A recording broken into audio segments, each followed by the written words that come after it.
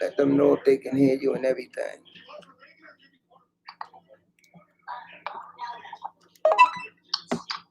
Okay. Can they hear me? They ain't come in yet. Okay.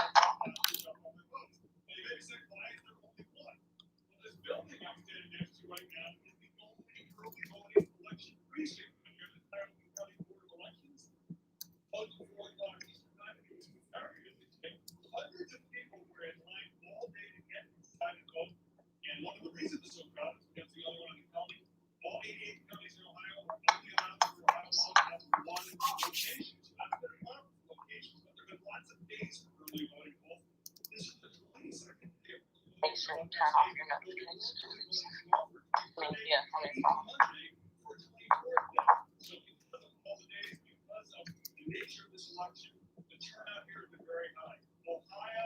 I did.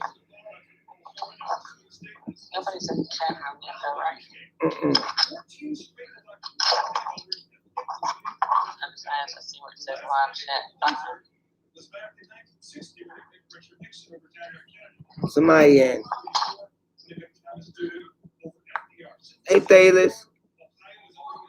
Say something, big. Hey, Davis, how you doing? Smithy can hear you. Can you hear me, Davis?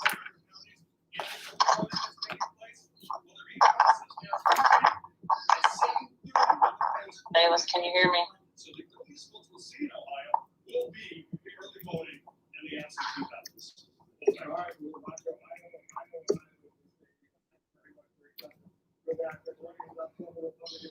We're not gonna call Bobby though until we get more people in the chat. I said, can you hear B? Thayless said, I can hear you. Can you hear B, Thayless?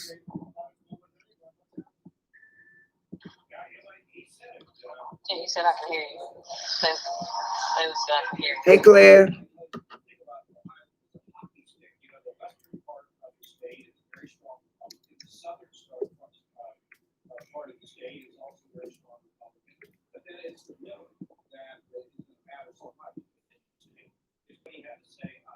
Thayless said yes. Claire, can you hear B?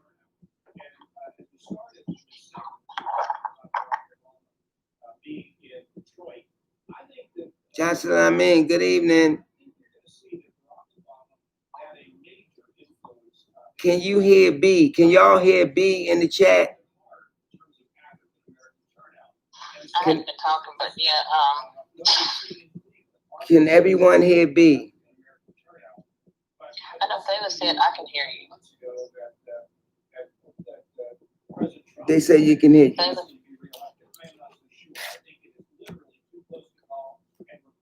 All right, we're gonna wait till everybody hear the chat. Hey, Bobby. All right, we're gonna wait till some more people enter the chat. yeah, because we don't want anybody to miss that.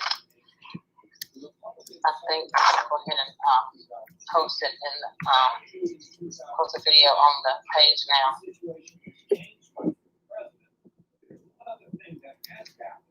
And that is a more significant African-American turnout. And over the last few years, you got to ask yourself, did Donald Trump do anything to help himself? I'm not too sure. I'm for Joe Biden, but I'm not sure his numbers are least. Hey, Claire. I'm telling you what I think I'm having like I see. Bobby, hey, Sabrina.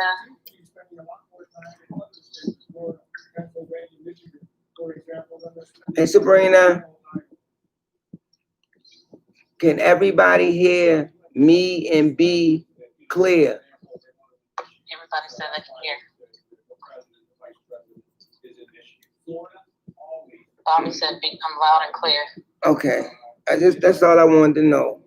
And Grendel 13 said I can hear B and B as well, sir. They can hear us. Okay, good. That's good. Got a good show tonight. Or this evening. We wanted to start early because we know people gonna have questions. and stuff like that. But it's gonna be really good. Hey, Candy Girl.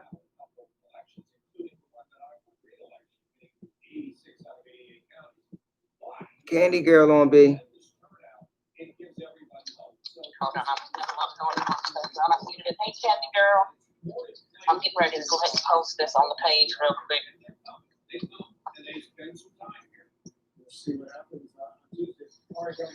Oh, this is good. I'm glad that people showed up. I'm just gonna go ahead and post it.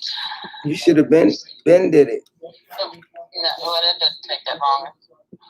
Okay, well go ahead because I'm doing it now. all right, because you gotta get ready.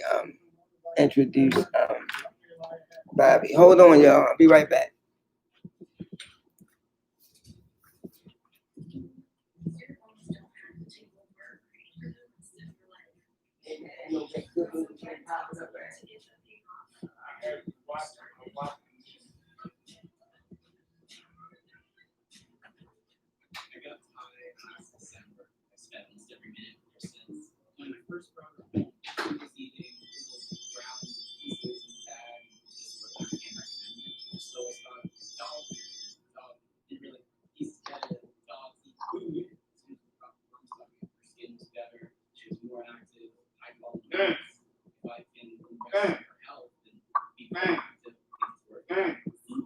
Then you go out there, you stand where the camera at. The camera will keep going off, so stand on the side. Stand on the side. She said that he also made USA pay for military spouses and their kids. Become a member. Get an insurance quote today.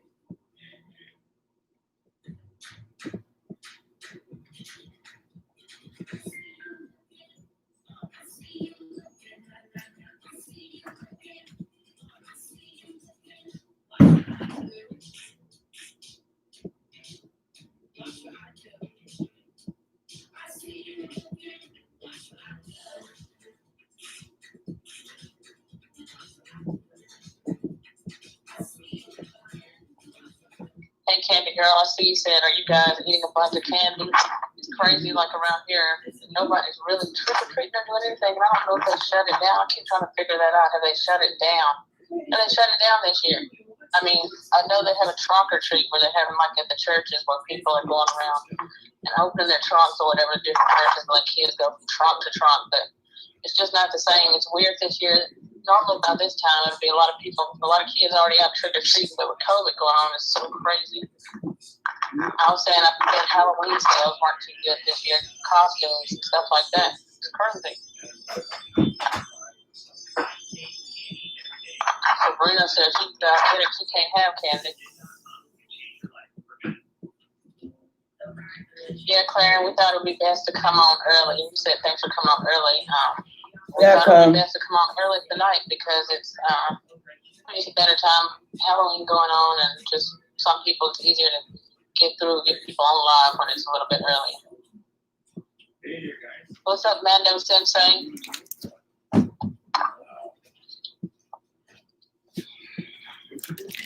Hey, Chris Powell. How everybody doing? I hope everybody doing good. Yeah, Chris, sorry about being quiet earlier. I was trying to press mute and not be loud in the background. I was trying to just kind of wait until I got situated where I would be with all this stuff going on in the car. I already posted the video live on the page, so hopefully more people will show up soon. Bobbie is already waiting in the wings, waiting for us to go live so she can come on the show tonight. Y'all are really in for a treat. I'm just hoping that it'll be a good turnout because she's got a lot of stuff to share tonight with everybody. But let them know B is 2 guests. Yes, I will. It's her and her husband Rick. It'll be Bobbie and her husband Rick will also be calling in. Bobbie is a part of the North American Dogman Project Virginia chapter, and she's also a member of the Centers for Paranormal Research and Investigation. She has 30 years of experience also in this field. Just recently, Bobbie and her husband and their group went out and did an investigation in Virginia where there was a dogman that was terrorizing his family.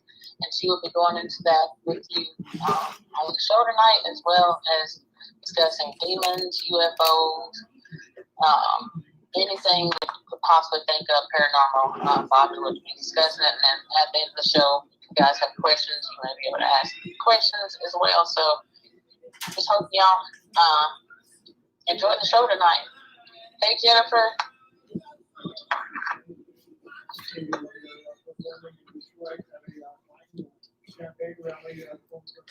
Sabrina said in our town, Halloween is still going on. So they still letting people go from door to door? The kids and stuff go from door to door there, Sabrina?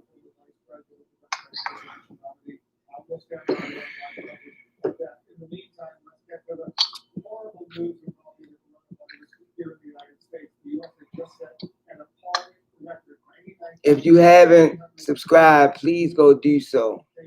Like, comment, subscribe. Hit that like button. And share also. Make sure y'all share the video.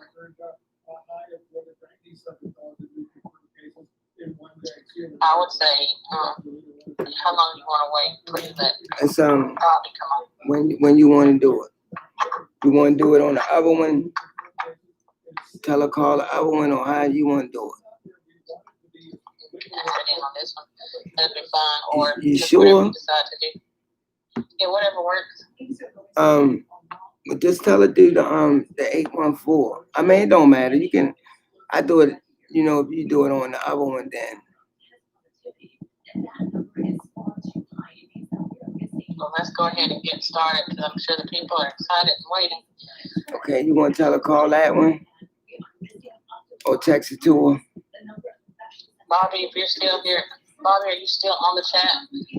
Or I'm gonna tell her that. she's wait. I think she's waiting for you to dial her up. She said she'd be waiting for you to call. Give me the you know the number by heart. Yeah. What is it? No, give it over the air. So Text it to the 814. Or you could text, yeah. I'm about to send it to you now. Which phone? Oh, she just messaged me. She wants the number. I'm just gonna send it to her.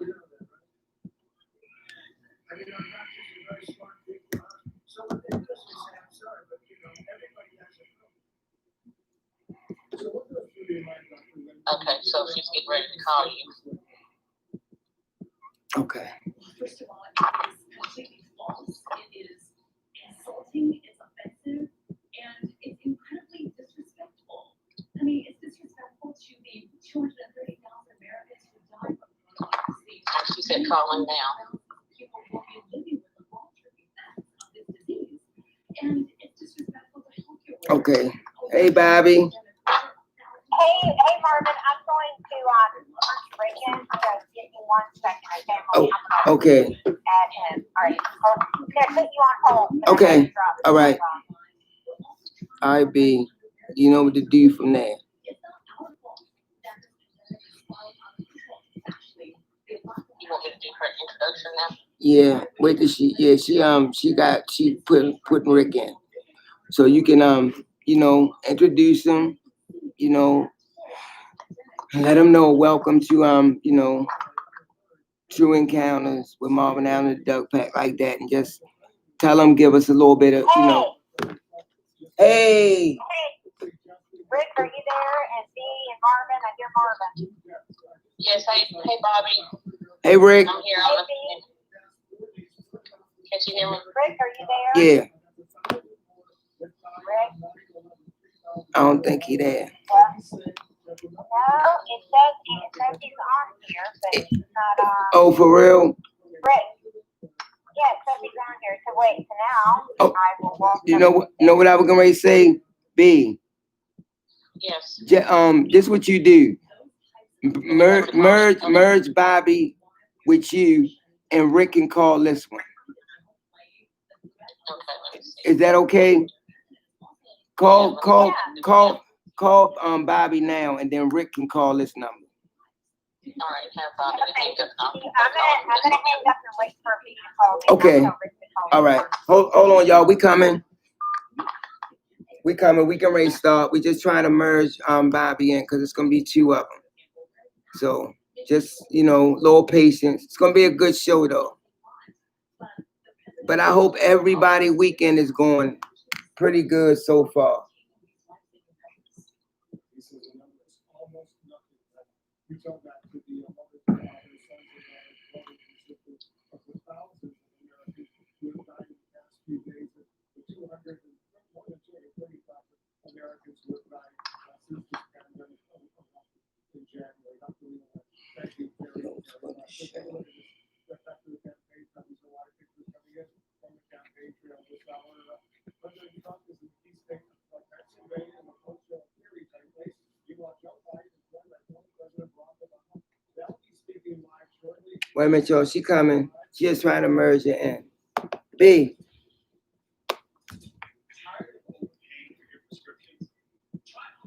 Hello. Hey, Marvin. Okay. We got Rick. How you doing, Rick? B. Doing great. All right, that's good. I'm doing wonderful. Waiting for B to merge Bobby in. Okay.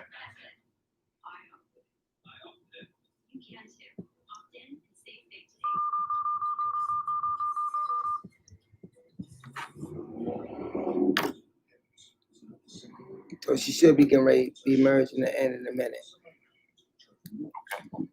All right.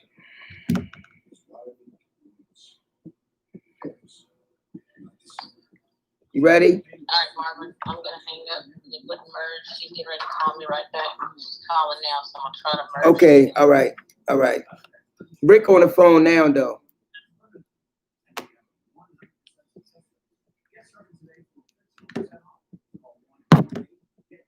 I might have to do it.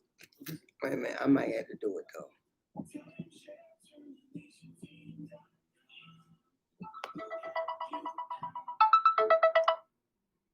Okay.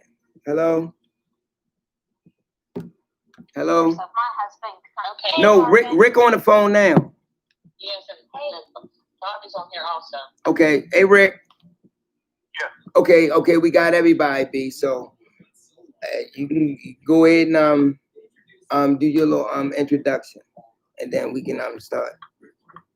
Okay, everybody, welcome to True Encounters with Marvin Allen and the Doug Pack. Tonight's guests, we will have Bobby and Rick Masterton, and we are really excited and happy. We've been waiting for this show for our Halloween special for a couple of weeks now. This is going to be one of the best shows I think that we've had out of most of our shows we've had so far. Bobby and Rick are both members of the North American Dogman Project Virginia chapter and the Center for Paranormal Research and Investigation. And here just recently, within the last few weeks or so, they did an investigation in Virginia, the lady. And they're both gonna discuss that dogman encounter, dogman sighting that the witness had with us tonight, as well as discussing demons, ghosts, and all things paranormal. So anybody out there listening, y'all, tonight, grab your popcorn and sit back and enjoy the show. And any questions that you have, we'll go back to the live chat tonight and go through your questions. And we'll ask any questions that you have of Bobby and Rick. So y'all are in for a good show tonight. Please keep your comments respectful, and just know that we are monitoring. We have our Candy Girl, and we also have Jennifer Christensen, and me and Marvin are also monitoring comments as well. So keep your comments respectful, and thanks for joining us for the live tonight. And Marvin, if you have anything you wanted to say to Bobby? No, I just want Bobby and Rick, either one of them can go first. Just give the listeners, the Pack family, a little bit about yourself. Yeah, so hey, I'll go first, Rick. I'll go first, Rick. So, hey, Marvin. Hey. Doug Pack, what's up? I'm glad to be able to speak with you guys on Halloween, All Hallows Eve. So, Yeah, so starting out, Rick and I actually met, and I'll let Rick go into his background, but Rick and I met because I found it originally was called the Virginia Ghost and Hauntings Research Society. It was an offshoot of the Ghost and Hauntings Research Society that was around in Toronto, Canada. And the rule for doing this was back in May of 2000, and she had to be able to do a website. And you have to use the scientific method and not do anything with psychics or any of that stuff, just from the scientific approach. So, and that's the way I had wanted to approach the paranormal stuff, because I had some, ghostly encounters that I'll talk about tonight growing up. And we actually Rick and I live in a 215-year-old home that has its own ghost. Rick's actually seen him. I have not. That was okay with me. And so lots of stories from that. And then about 5 years ago, my husband, Rick, started listening to, had heard about dogman, and I thought it was the craziest thing I ever heard. But after listening to some of Nick Hunter's stuff back in 2015, I was like, wow, this is crazy. So we actually founded the Virginia chapter of the North American Dogman Project back, I think it was 2018. So, it was 2018, might have been 2017 actually. But at any rate, we finally had our first case, and Rick actually went on site to investigate it. So we'll start out with the Dogman case, since this is a new pack. And I'll let Rick do his introduction and talk about, Rick, if you want to kind of start out talking about the case you and Richard just investigated. And for those of you that are on the Facebook group, that's the case information with the photos that I posted this morning. So, Rick. Okay, you ready for me? Rick, are you there? Yeah, you ready for me? Yeah, we're ready for you. Yeah. Okay, greetings, Mark. How are you today? Marvin, can you hear Rick? Yeah, I can hear him. He was speaking to you. Hey, what's going on, Rick? Thanks for having us on. We can wish you and all your listeners a happy Halloween. I think you picked a good topic for Halloween, because we just basically all UFOs, cryptids, dogmen, and anyway, a little background on myself. I've been involved in that type of thing for about 30 Hold on, you can't hear Rick that good. Marvin, is there any way that you can turn down that TV in the background? That's my. Can you turn the TV down a little bit, please?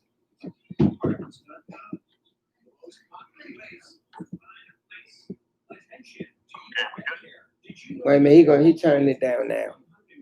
Thanks. Okay. All right. Yeah, I've been involved in this type of thing Thanks. for about 30 years. Initially started in 1991 and 1992. Investigating UFO sites with the Virginia chapter of the Mutual UFO Network, which was UFOs. I investigated that aspect of things for about 10 years. I was state director of Virginia for about 5.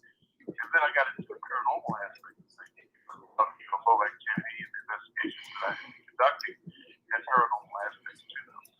So I started investigating the paranormal aspect in probably 2002, when I met Bobbie. She was director for the Ghost and Hauntings Research Society of Virginia. Since 2002, I've been involved in paranormal, and in the past couple of years, cryptids, dogman.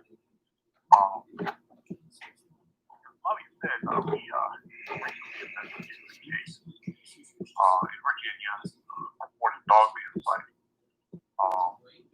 Back, to the along the York River in Loudoun County, Virginia. She has never had any paranormal experiences or any type of weird experiences in her life. This is the first time she's ever experienced anything like this. Now, just a little background with her. She was in bed asleep at her home on the 3rd of October this year. And about between 2:30 and 3:30 a.m., she heard what sounded like scratching in her rear bedroom window. She got up and she heard what she described as a kind of a howl or screech sound. And she she said it was very disturbing because it affected her physically, penetrated her body, somewhat paralyzed because of this sound. She got up, she had 2 dogs with her. The dogs were barking, growling. They were so frightened that the hair was standing up on their back. They were cowering as well in response to the sound, whatever was occurring outside the back. She also saw that the floodgates in the rear backyard were coming on and going off. And during the time she heard this noise, she did not want to look out the window because she was afraid the floodlights would see her and whatever was out there would see her. So what she did was she got out of bed. She went to the front door, went outside, went around the side of the house to see if she could, peek around the corner to see if she could see what was causing the noise.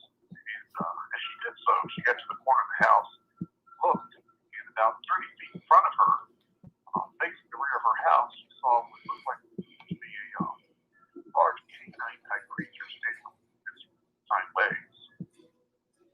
She said that it was 3 feet tall, and it was just looking at the back of her house. And when it saw her, it pivoted, took 1 step, stopped, took 3 hops, which was kind of unusual.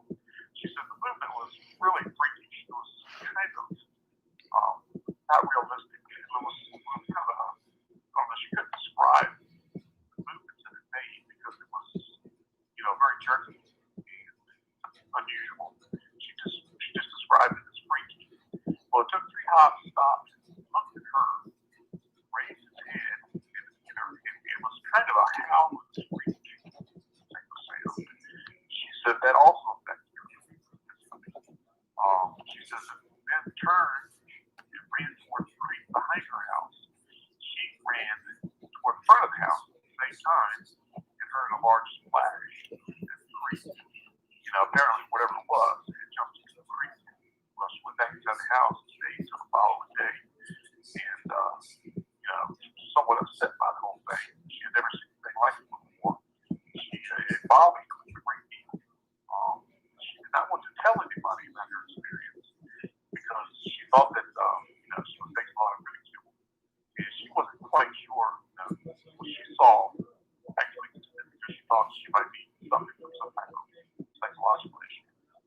Well, she had a neighbor across the street that she visited about maybe a week later. The neighbor started talking, and they were talking that general stuff. And the neighbor mentioned she had had paranormal experiences in the past. Well, the witness, the lady, she felt, that she's discussing paranormal things. And maybe she was more comfortable discussing what she had witnessed the week before. So she told her friend about what she had seen.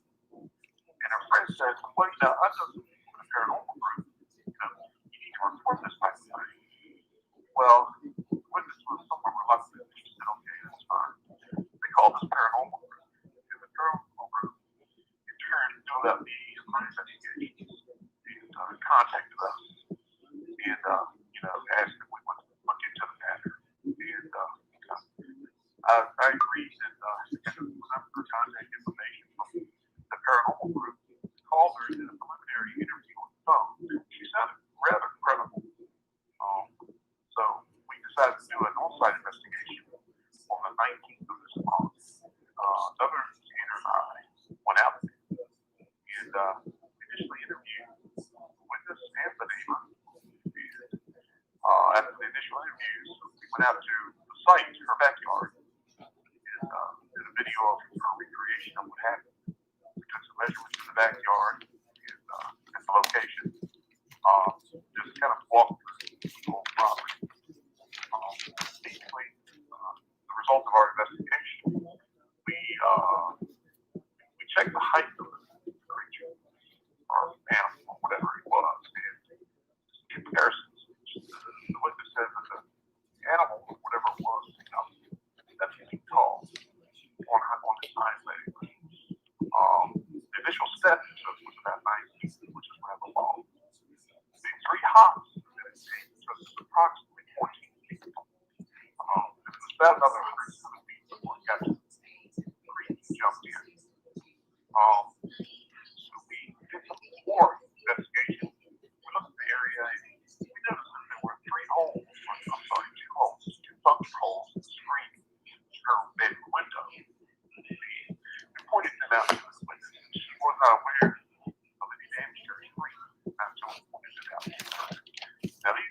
holes in the screen were puncture holes. One of the holes was about 4 of an inch in diameter.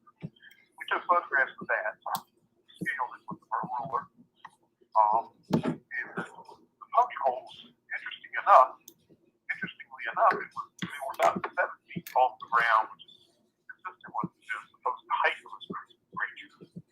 So we took some close-ups of that, scaled it with a ruler, relative size on it. The size of the puncture holes was fully close. The screen itself looked like a fiberglass.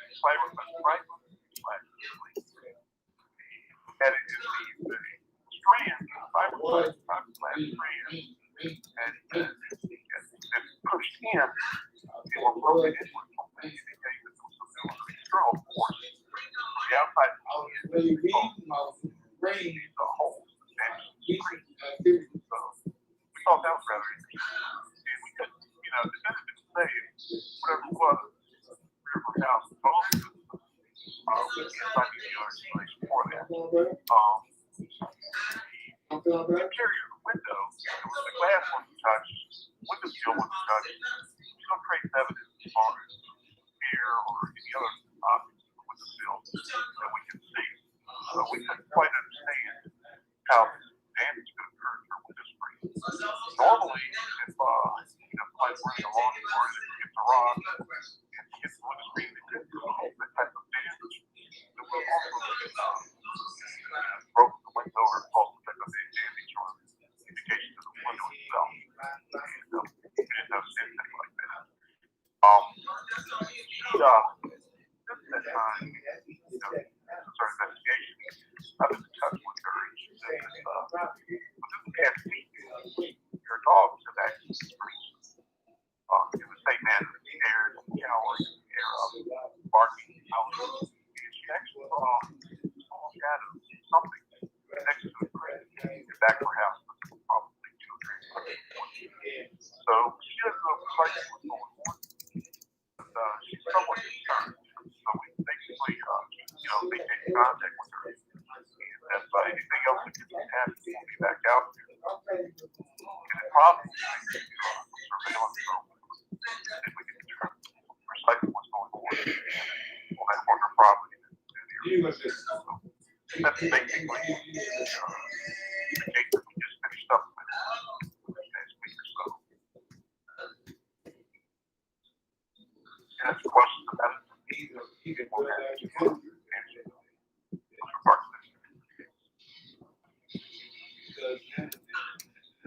Yeah, hey guys, this is Bobbie. I actually posted the link to the case with the photos that references the damage to the screen and everything. So if you guys want to scroll up in the chat, you'll see links to that. And it's also posted in Marvin's Two Encounters group as well. I posted it this morning. Okay. If you want to see the photos of the location. Yep. Yeah, I did get a rough size of what you saw. When I saw Go ahead.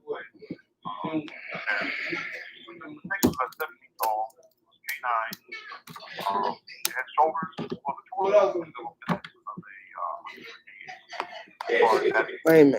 she was tight shoulders, chest. She said the head was about 12 inches wide. It had a muscle about 10 inches long. She said that it had canine teeth on top of the ear. The bottom like any wild boar with it.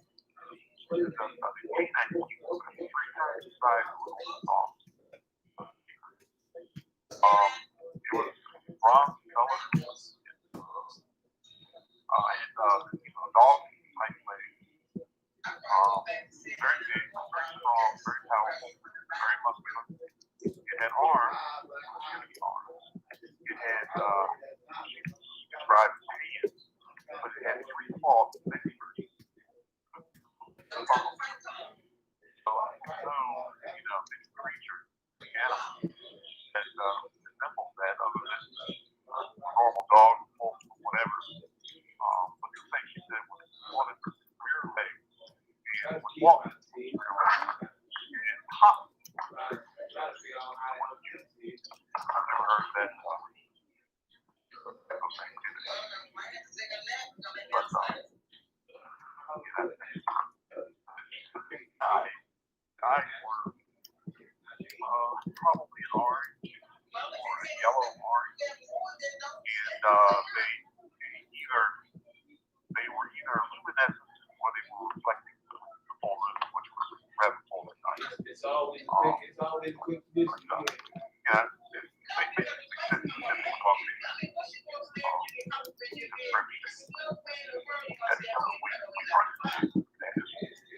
both in the literature and other investigations. So we don't know precisely what kind of rather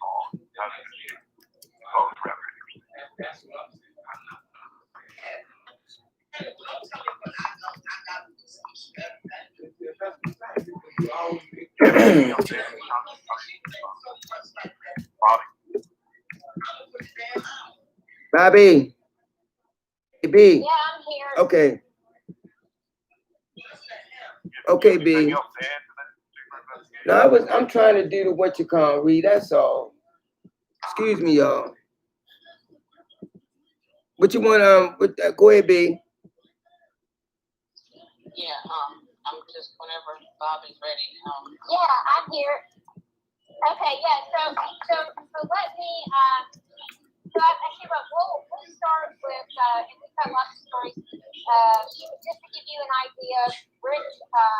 We'll talk about some demonology stuff too in a little bit. That's Rick's area. I deal with just ghosts. I don't do the demons. But one of his cases, if you all are a fan of the show Haunting, it airs on Discovery, and now it's been syndicated. You can find it probably the Travel Channel. It's playing a lot of that stuff now. But his episode is called Marked by Evil. It's also on YouTube.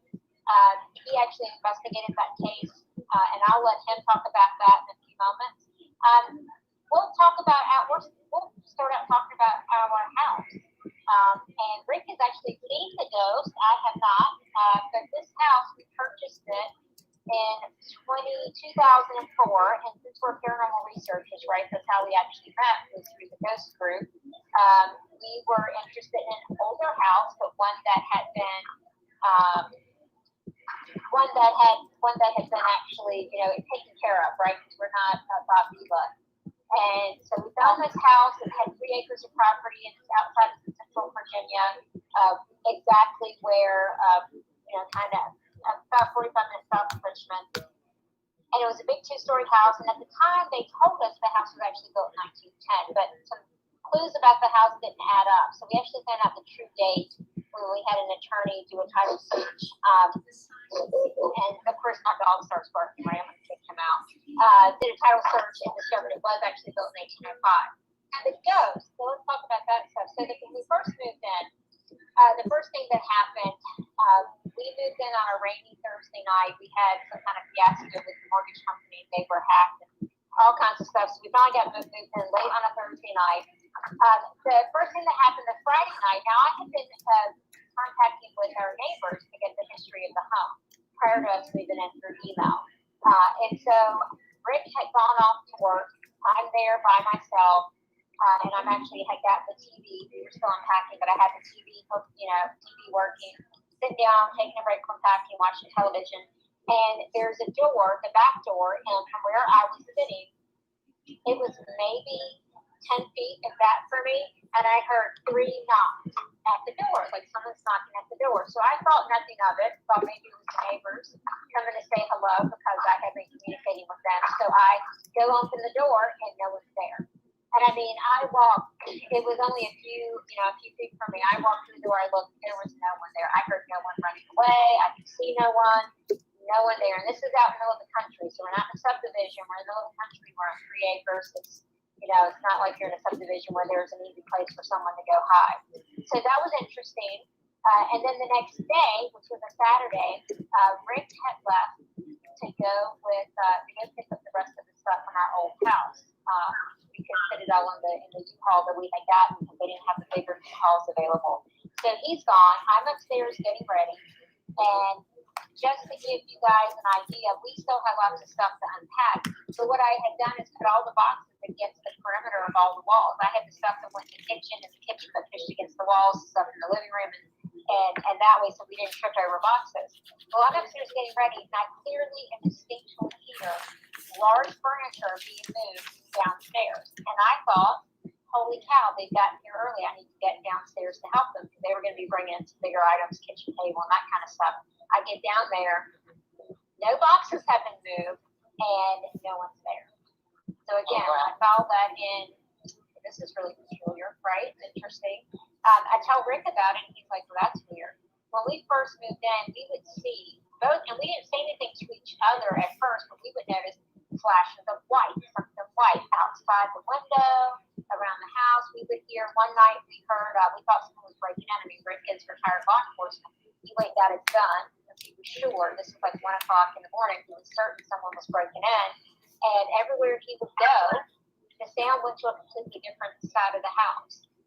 It's like you couldn't find the sound. We never found anyone. I was even at the point at 2 a.m. I went out in the front yard thinking someone was on the roof. And then I remembered this is it originally was built as a federal style house. It was actually an high house, which is where you had 2 rooms on the bottom, 2 rooms on top, with a flatter roof. And then around the turn of the last century, so early 1900s, it was renovated, added onto a second back staircase was added, and a second 2-story section was added, and they raised the roof. So I actually have 3 roofs now because we've replaced the roof again. But the original roof, they actually created another roof, which you can see in the attic when this was done, and it's steeply gabled. So if you were to look at our house today, it actually looks, it's in the style of what's called a folk Victorian. So it's not as ornate as the fancy Victorians that you would see in the towns and cities, but it has a few of those motifs, kind of like the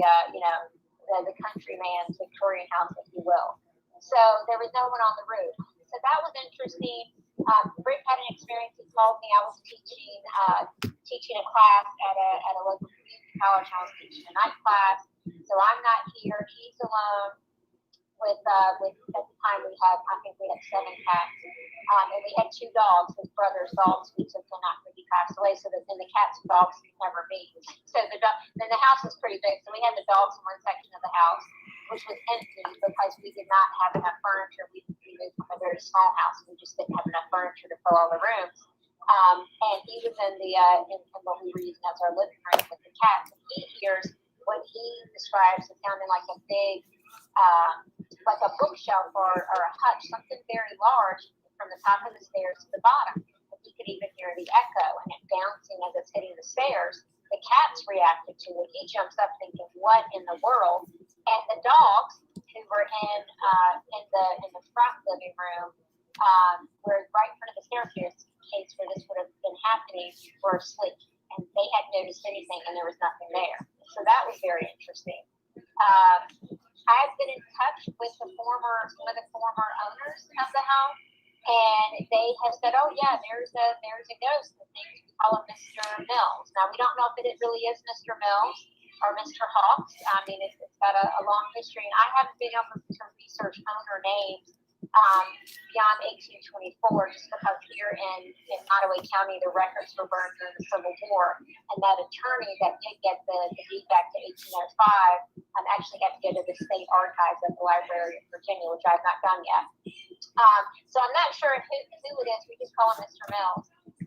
But they also had experiences with them, and we've had folks that claim to be sensitive or psychic, independent of each other over the years. And it's interesting to me that they all say the same thing. They see an older man with a white T-shirt and like pajama pants at the top of the stairs in what is our bedroom. So I lived in the house when we first moved in. Rick went off to Iraq, so I was here by myself for 16 months. And we didn't let a lot of people know. We're in a new town. We're not from this town, a new town. I don't know anyone, he leaves. And we were having the roof painted. It's got a metal roof, a tin roof. So we had the roof being painted. And when the guys came to negotiate the price, it was the grandfather and his grandson that did this. My husband was home on his CTO, his break. So he negotiated the price, and then he actually ended up leaving the next day. I took him to the airport to go back to Baghdad. So I didn't tell the guys that I was there by myself. I didn't want people to know that I was in the stick house by myself. So I actually went to visit my parents that weekend. And when I came home on Sunday, the grandfather came by to tell me what they had accomplished on Friday and Saturday. And he made a very strange comment to me. He said, "It's really strange that your husband was home, but he never came out." And I just said, "Oh, yeah, maybe he was sleeping." I didn't ask why he said that, because if he had told me that he saw a man in this house, I would have been freaked out. Like, I'll go to your house if you've got ghosts, but I don't really want to, I don't want to hear necessarily. I don't want to see him, especially living alone. I didn't want to see him at my house. Right. And we actually kept all the shades in the house, only closed halfway because we had 7 cats. And cats are going to look through the window. Either you're going to leave the shades open for them, or they're going to tear them down. So we compromised. We're out in the country and had the shades halfway. So I never asked him why he thought that, because my car was gone. Granted, my husband's car was in the driveway, but my car had been gone all weekend. So it wouldn't be unreasonable to think that he would have gone with me wherever we went. So that happened. And then, Rick, I will let you, because Rick actually saw Mr. Mills. And what's weird is we've done tons of renovation on this house. We've added a new roof. We've replaced 23 out of 33 windows. We have put new insulation and siding, completely changed the color of the house, tore out of the door that blocked that back staircase, and removed the shelving that revealed that the back staircase had been covered up, or at least the shelving had been in place since the 1930s. That's on newspaper under it. That didn't spawn on a spirit, but it was around that, a little before that time. That was like 10 years after we've been here, maybe 11, 12 years actually. And Rick actually saw Mr. Mills. So Rick, do you want to tell them about seeing our ghost, and then I'll tell them about our pest control guy getting freaked out because he also saw Mr. Mills. But Rick, you want to tell your story? Sure. You have to understand that been investigating paranormal for quite some time, and a lot of the activity that happens in this house, I think, is a direct result of some of our cases that we work on. But this particular type of thing, I think it's natural to the house itself, probably, because there might be some residual stuff here, or from the past, or whatever. But this particular incident that Bobbie was referring to, I'll give you a little 5-second tour. What precisely happened to me when I was home. I was in bed. It was dark. It was middle of the night, probably 2 or 3 o'clock in the morning, and I was laying there. I looked up and I saw this really clear. And in retrospect, I thought it odd that he looked clear because the room was actually dark. So if that's the case, I'm thinking it was probably luminescent to a certain extent. But he was an older man, probably mid to late 50s. He had short, dirty blonde hair, combed to the side, going from right to left. He had some, stubble growth, beard growth, about 2 or 3 days worth. He had a white t-shirt on, and he looked at me, and I'll tell you who he looked like. He looked a lot like Anderson. It wasn't Anderson, that's who he reminded me of. Thin build, had that face, that type of haircut, that look. And I looked up, and I saw him looking down at me, and it shocked me.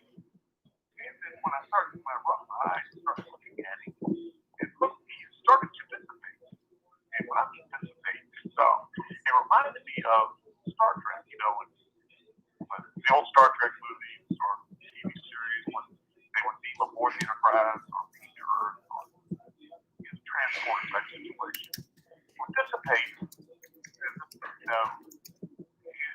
like little sparkles. His body structure would start to sparkle. And the sparkles would dissipate. He would dissipate and disappear completely. So I thought that was rather interesting. I've never seen anything like it. Being involved in paranormal like that. Among other cases, or, you know, it doesn't mean anything else, but, you know, that's the first time I saw something like that in the album. Rather unusual. So that particular case, that particular incident was rather interesting, and it kind of startled me a little bit. Because actually, I didn't know the way it actually saw. So, I mean, this house that we're living in now, it's those activities already. I've noticed that when I get involved in some really deep cases, we have other types of activities and that's the kind of, you know, original types of activities as a result of some of the cases that we investigate. But we have that a little bit later on when if I do that. We've had a lot of experience just being in this house and investigating these cases. So, you know, it's like you probably go through a bunch. Have specific questions, you know, any type of particular type of phenomena that we may have encountered, we weren't happy to say that to you. Or you just do a timeline type of experience. And, you know, start investigating on how some of the cases have been on. We could do it that way too.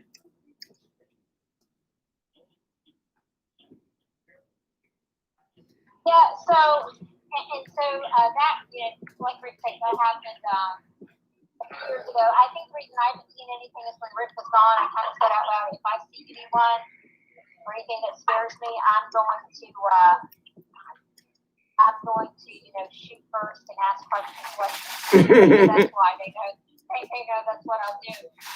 So actually about a year ago from today, it was early October, we had a termite inspector guy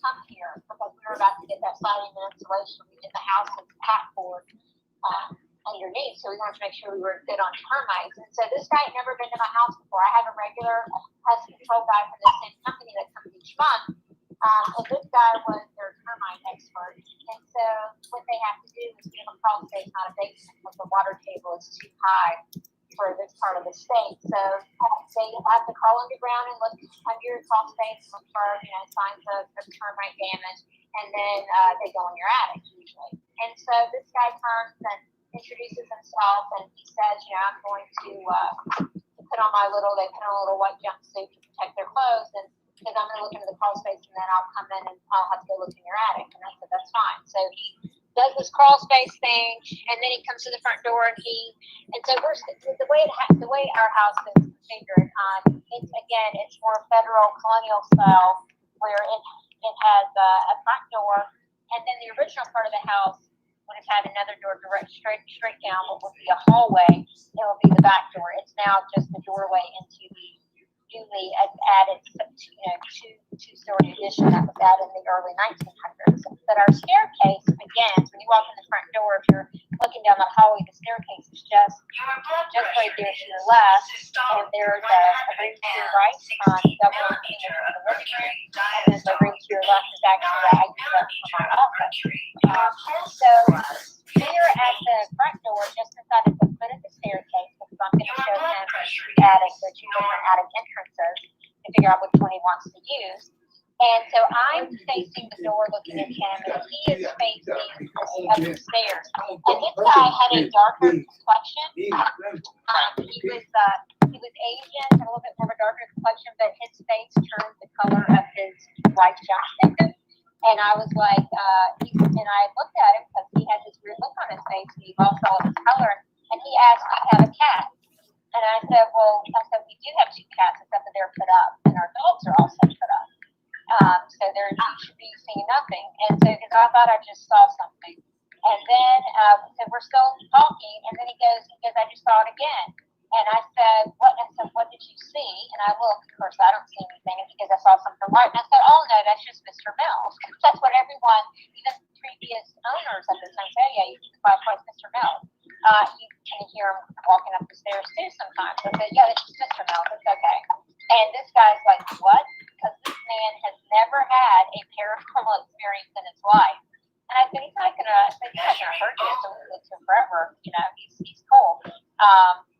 But let's just say he didn't go in the attic. He refused to do anything else inside the house. He literally, when we went over the consultation for what we would have to do for the termite stuff, we sat on my front porch and did that consultation because he was like, no. And then he called. So he actually, when our regular pest guy came by, I said, did you talk to, his name was Raleigh. Did you talk to Raleigh? He goes, he was laughing because he called me that night because she didn't tell me her house was haunted. And he said, well, I didn't know her house was haunted. I've never seen anything in her house. And he's been coming here for a couple of years, checking the bait and everything. So, yeah. So that was very interesting. That's really the first time we've had anything happen. I mean, we'll hear strange sounds every now and then, but nothing, it seems it's not nearly as active as it used to be. Or the other thing is we also now have 4 German shepherds that live in the house. And so a lot of times when we hear something weird, we just assume it's the German shepherd because 99% of the time it is the German shepherd, right? So yeah. So that is the story with this house, the house we live in. It is interesting.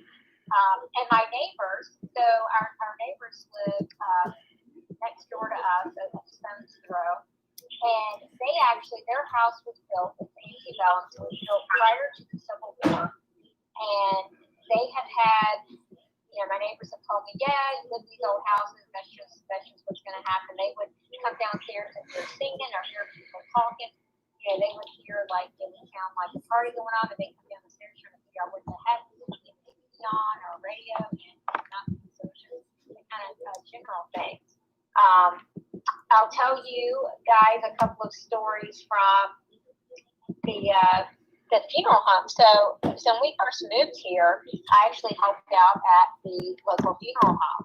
It was actually gonna, maybe thought about being a mortician and being a resident trainee.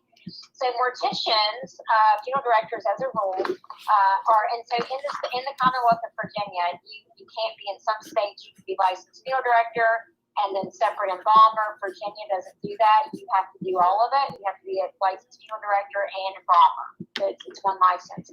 So this was a small family-owned funeral home that I was helping out at, and one of the guys told me the funeral director.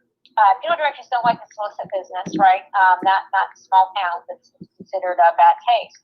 And this older lady at his church had been requesting a meeting with the funeral director, and he had kind of been reluctant because he felt weird about it. And she was at the nursing home, so they said, well, you have to see her. She's not doing well. You have to go see her. So he went to see her. I'm not sure what they talked about. No one knows what their conversation was. But about 2 weeks after that conversation, she actually passed away. And so he got up, and one of the gentlemen that helped out at the funeral home that told me the story, the two of them pick her up in the nursing home, and they get back to the funeral home. They get her on the table, prepping to begin the embalming. And the helper, my friend, was like, he says, I need to step out and use the restroom. So he steps out, goes down the hall, does his business, comes out, and he sees the funeral director in the middle of the hallway outside. So the embalming room, there are 2 entrances to the embalming room. One is from the garage side where you unload the bodies, and the other is actually inside from the funeral home. And he sees him standing outside of the embalming room, like with this shot with his jaws on the floor. And this guy's been embalming people since he was 16 because his dad was a funeral director, and he's probably in his 30s at this point. So, embalming people, they don't get really freaked out over stuff. And so my friend's like, hey, what's going on? And he's like, I think I need some coffee. I need to take a break for a minute. He says, what did you see? And according to my friend, when the funeral director was getting ready to do get everything set up, a large ball the size of what he described the size of a basketball, like a colored light, rose up out of her chest and went up in the air. And he saw this straight on. And the embalming room is like a surgical procedure. So it's very bright. You have a lot of light, bright white lights. It's like being brighter than any in a hospital room, like a brightly lit hospital room, right? That's because everything's white. You've got the Formica table, and it's very bright. So it's not like his eyes are playing tricks on him, and he sees it and it rises up, and he's like, "What the heck?" And it just floated up. Didn't bother him. Just floated up, and he sees it straight on. Another story from when I helped out at the local funeral home, and then I'll get into some cases. Wait, I just have a question real quick. Oh, yeah. Were you saying that a ball of light came up out of this dead body's, this lady's chest? Yep. Wow. Yep. Right.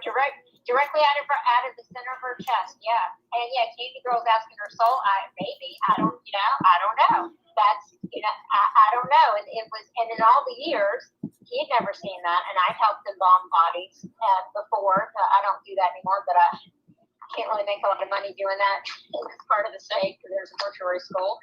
But yeah, that actually happened. And that's, and the thing is, you would think that those kinds of things would happen a lot, but it's not the dead that you have haunting funeral homes. It's more the former funeral directors because it's a calling. So that's terrifying. That's interesting. That's they're very dedicated to the job. So in this family I worked for had two funeral homes. One in the town that we live in and one in the neighboring town, which is like 10 miles away. The one that was in the neighboring town that was 10 miles away was actually a little more busy than the one closest to where I live. And I helped out between the two. And that place had actually been a funeral home all the way back in 1800. So I don't know how many of you guys are familiar with like the history of funerals and embalming, but in this country, embalming was, of course, we know about the Egyptians, right? But in this country, embalming really started being kind of more normalized here during the Civil War because families wanted to be able to bring the dead home and preserve them.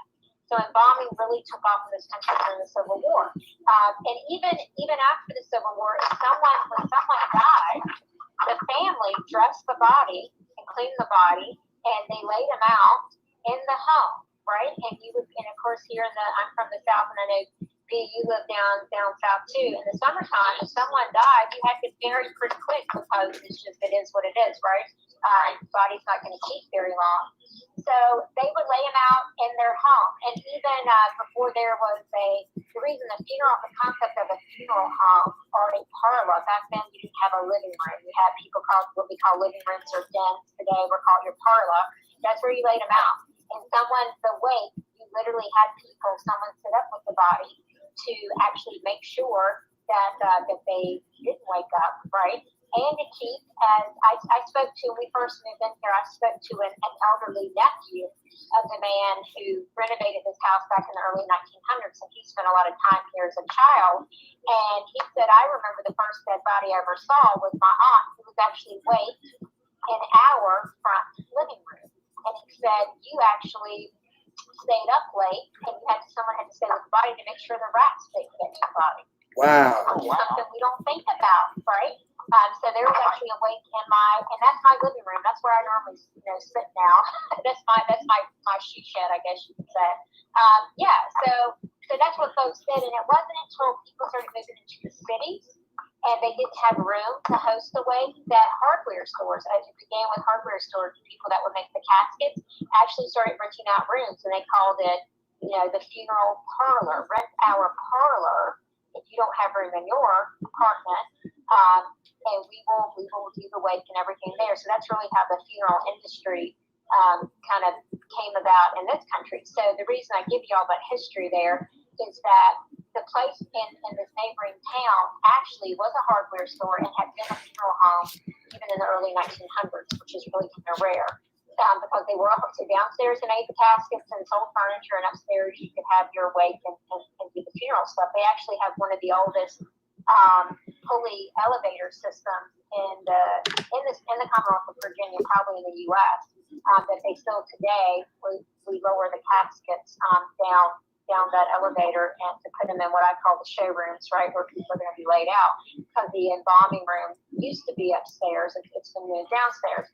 So that place has a history.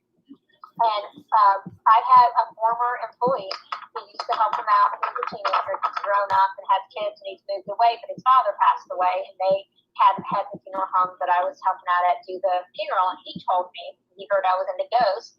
He told me that when he was 16 or 17, and his family lived in town, that he had helped out. They had a late night call, pick up a body, they had to embalm it, and then they had an early morning funeral. So instead of him having to go home and then get up early and get dressed, he was going to just go to sleep downstairs. But they had nice sofas and everything. He was just going to go downstairs and take a nap, and then he wouldn't have to, he wouldn't have to worry about getting dressed. He was already dressed. He'd take his, coat off, and he would just have to, he's a guy, so comb his hair and brush his teeth when he's done.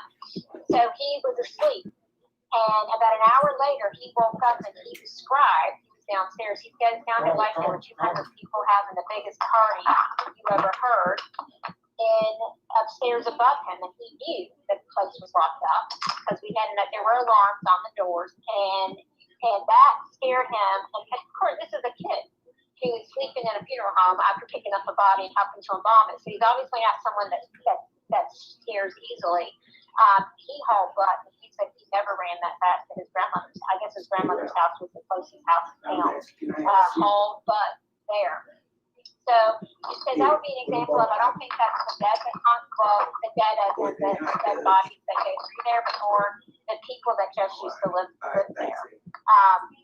Our very first case that we investigated in November of 2000 was a case in Chesapeake, Virginia. And what was very interesting about this is that this lady, I'd actually watched this family on Montel Jordan, if you remember the Montel Jordan show that came on many, many years ago. She was on Montel Jordan, and she had a haunted doll and had all this stuff. And I thought, okay, well, let's go investigate it. So this is in 2000. I did have a digital camera. Digital cameras were not the norm back then. They existed, but they were very, very expensive. Like, I know my digital camera was like a Christmas present. They weren't like what we have with our phones and stuff today.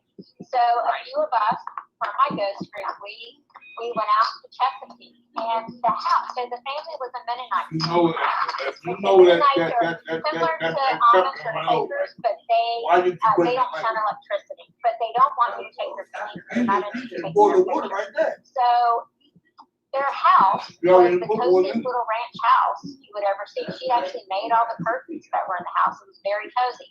But she did collect antique toys. So she had a special shelf built around her living room that ran the perimeter of her living room, and it was full of like old toys. It was cool because a lot of the toys you would be reminded of your childhood, and a lot of them definitely predated my childhood. They went back to the 40s and 50s and 60s. She claimed to have multiple ghosts. She claimed to have a Civil War soldier, another ghost they called the Big Cheese, a Victorian lady, all of this stuff. So we get there. And the family's very credible. And the first thing that happened, some of the members that had analog watches on, their watches stopped. All of our watches stopped at the same time. I had in addition to a digital camera and a fancy 35mm camera, I had a Polaroid. Because again, this is before when you get kind of instant success.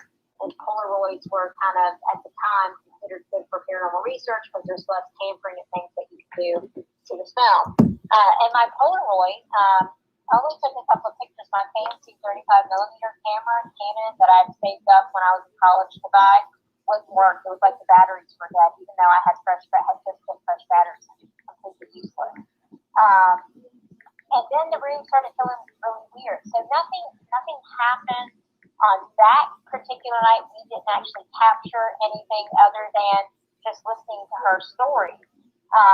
But we actually went out there with a PBS, the local PBS crew, one of the PBS stations in Virginia, and they were going to do a haunted special about haunted places in Virginia. And they went out there. I actually couldn't go because I had surgery a couple of weeks before, and it wasn't up to the trip because that was a good 2 hours away from where I lived at the time. Right. So they go out there. We had a monitor where we could monitor on the TV downstairs it was IR, what was happening in the attic, which was actually made into like a loft space and made into a bedroom. And so one of the producers and one of our members go up there, and they're sitting up there, and they've got the lights off, and it had a little light in there with them. And all the other members, including the PBS producer and their cameraman. So the camera person is trained on them watching the monitor, not on the monitor. And all of a sudden, everyone's like, "Holy crap!" And what they saw, and this was documented. If you can find it, it's called Things That Goes On for the Night 2. It's on Virginia PBS. I actually did order a copy of it, so I would have it for posterity. But it records their reaction, not what they saw. What they saw was, they said it looked like a mist. And this mist was forming behind the two women who were sitting down. And then it seemed like you could start to see legs forming from that mist. And it was walking, the legs were walking towards the women. Well, one of the PBS producer screamed. She screamed bloody freaking murder, right? Get out of there. She goes running to the stairs at the, for the attic and say, get out of there, get out of there. Well, when she did that, the DVR system, or it was a VHS system back then, actually, just went crazy. And they tried to rewind the tape. I mean, this is a VHS tape. This is not rocket science, magnetic tape. It was as if he never pushed record. But this guy pushed record. He had been a veteran paranormal researcher as well. Couldn't get the tape back for anything.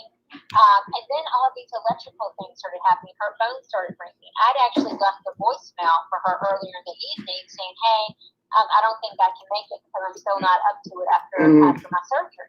And my message kept ringing back. They would answer, and it would be me, and the same message that I had left hours and hours ago. Lights started flickering. It was really weird. So just the act of her screaming kind of disrupted that, and then we were never able to recover that footage that shows the legs forming. The lady still, I keep in touch with her. She's actually a friend of mine on Facebook. They still live there. They just kind of have a deal, right? And I know your kids, like they do. Don't leave your room after like 9 o'clock or whatever. You stay in your room. And her kids said even when they were little, they would try to hold. They had to get the bathroom, right? Your kids have to wait till the middle of the night to go to the bathroom. They would just hold it because they were not going to leave their room and go out in the hallway and risk seeing one of the ghosts. But they somehow just made it work. And so they built the house, and everything in their house they had to barter. When you're a Mennonite, they use the bartering system. And so the reason we think that house has all this activity is prior to them. So when they purchased, I think it was given to them when they were given the land when they got married. There was an old two-story farmhouse there, and they didn't want that house. It was, it's an old house that didn't do a lot of work. So they literally bulldozed it, and they were going to have a basement in this new house, but they realized that it would be cheaper for them to take the bulldozed remains of that old house and push it into what was supposed to be their basement than to pay to have it hauled off. You got to remember, they're young, they're in their teens, early 20s. They didn't have a lot of money, so they chose to push this house, the remains of the old house, into the hole and not have a basement. That's what they did. They built their new cute little rancher on top of it. The family history of the house they tore down, they had a daughter that was accidentally killed when she fell into a pot of scalding water. This is back when, before running water was in the house and all of that. So they had a huge vat of water that they would use to wash the laundry a few times a year, right? And she fell into it and she died. They had another daughter that starved to death because it was a big family. And the boys always got done before girls because boys helped in the field and were considered more valuable than a girl was. She actually starved to death. A lot of and that's just the misfortune we know about. There was probably a lot of there was a Civil War soldier killed and on the Confederate side and buried on that property, and that would explain the Civil War soldier she sees. It is she still has stuff going on to this day, and the kids have all moved out, her kids are all grown, it's just her and her husband, and they're getting up in age, but they somehow made it work. They just know how to make it work, and they're okay. I think their faith helps to sustain them. I want to do so, Rick. Hopefully, you're still listening. What I want to do is kind of give a segue into the case that Rick did that ended up being the story for the Discovery Channel's A Haunting. Marked by Evil. Marked by Evil is the name of the episode. We got an email from a lady in Northern Virginia in Manassas, and she was claiming to be scratched. So my husband and another investigator from our group went out there. We always do the preliminary interviews first. We do phone interviews, and then we actually go on site and have a preliminary interview. That's to kind of make sure people aren't crazy, because you do get crazy people, right? Sometimes that happens. And, and to see, first of all, anything that's happening that we're going to be able to document and things like that, but our main goal is to get data, quantifiable data that we can take to the academic community, so that it can be verified and say, hey, stop calling this, To be honest, we were really concerned that she was suicidal. She was really depressed. Not crazy, but really depressed. And we actually have a medical doctor on our team, and she said, you really need to make sure she goes into counseling, because she commits suicide. She may somehow be found, have some kind of harm, be held liable for that, right? So we basically have to get counseling. This woman's like, no, I'm not crazy. And she was very put off by it. So I said, look, our group can't continue this, because I'm not going to get sued if something happens. My husband, and he and I are both devout Catholics. At the time, he was only Catholic. I had not converted yet. And so he's like, I'm going to help her.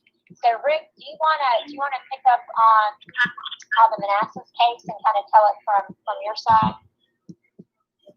Yeah, sure.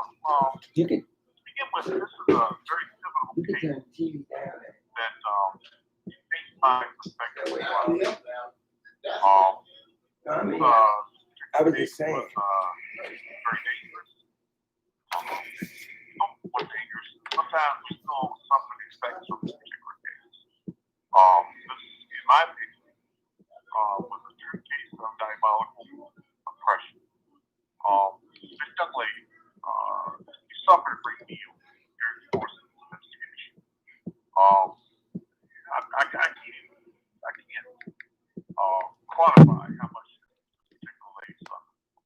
She was, being scratched almost on a daily, weekly basis for almost 10 years before we were able to resolve the case. And if there's anybody down there that doubts some diabolical, all you have to do is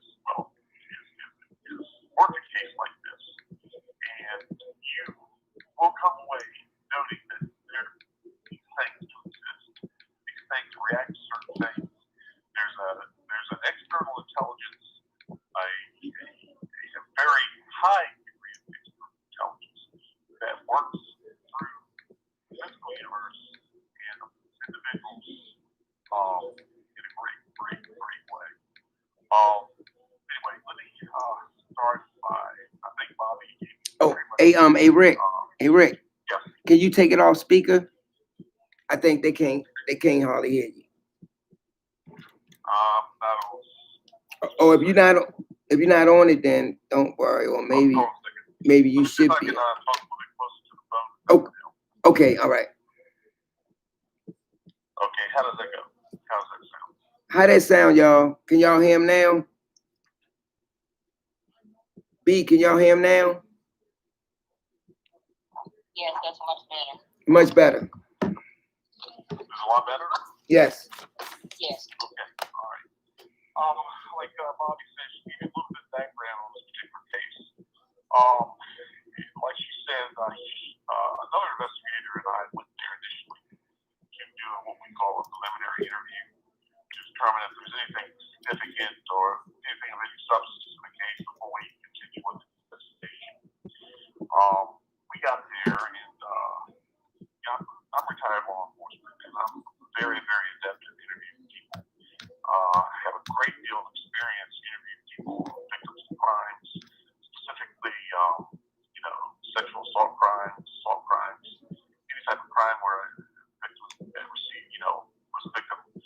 of something substantial.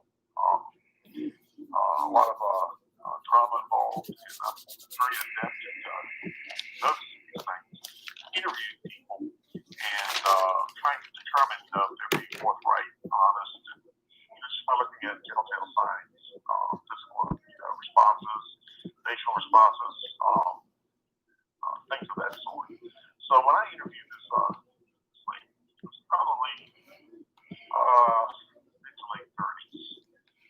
She had just got married 2 years before, I think. He was probably maybe 10 years her junior. She when I first talked with her, interviewed her, her body language, her disposition, the way she answered questions, the way she tried to avoid eye contact, always looked pale, reminded me of a lot of rape victims I had interviewed in the past. And when I saw her physical reactions to certain questions that I asked and certain responses, I knew that there was something to this. So I continued to interview her, and she basically gave me a timeline account of her life, what had happened, how this stuff, these attacks started, and I started delving deeper into that. So we also talked to her husband, and he was a witness to a lot of the activity, a lot of the attacks. So from that point on, I decided to take the case on.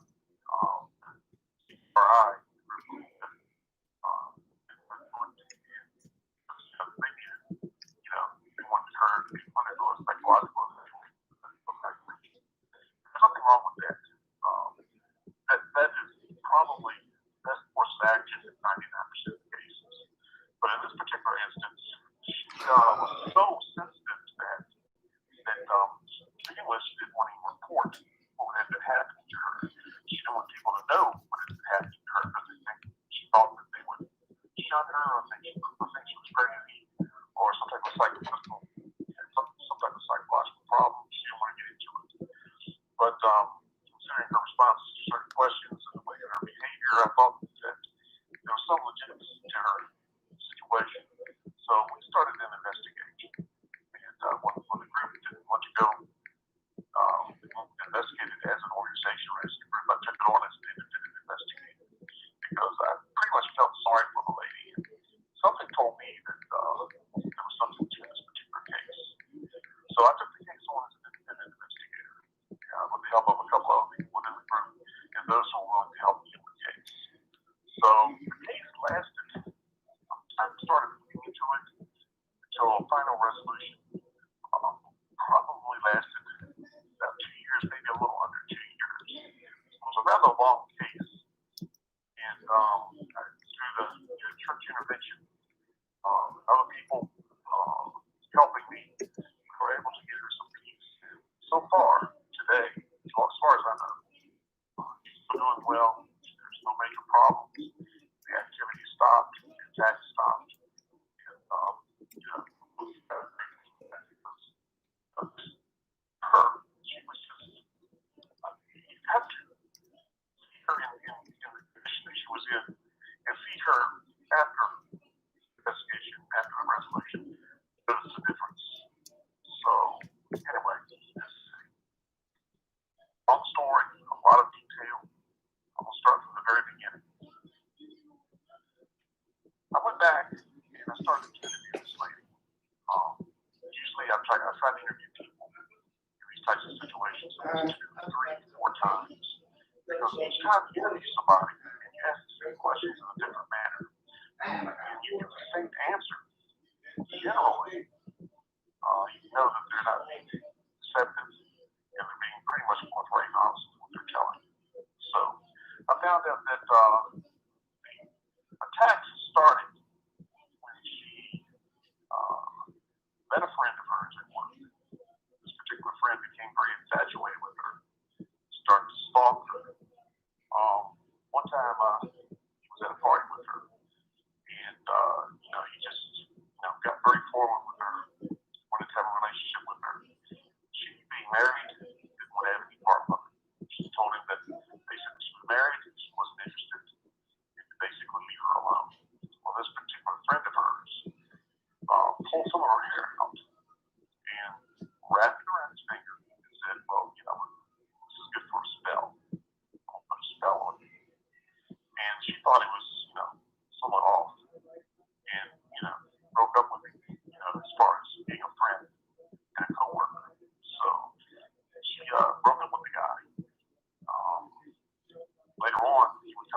house early in the morning. When her husband went to work, tried to force his way in. She basically had to try to call the police and get quit harassing her, stalking her. Anyway, this happened in probably around Valentine's Day of 2009. In the fall of 2009, she her husband laid in bed. And one of the first incidents that started off this horrific sequence of events was they were laying in bed. She heard something crash in the kitchen. She and her husband got up, went to the kitchen, and there were dishes that were laying in the sink. Deep in the sink, they had deep sinks.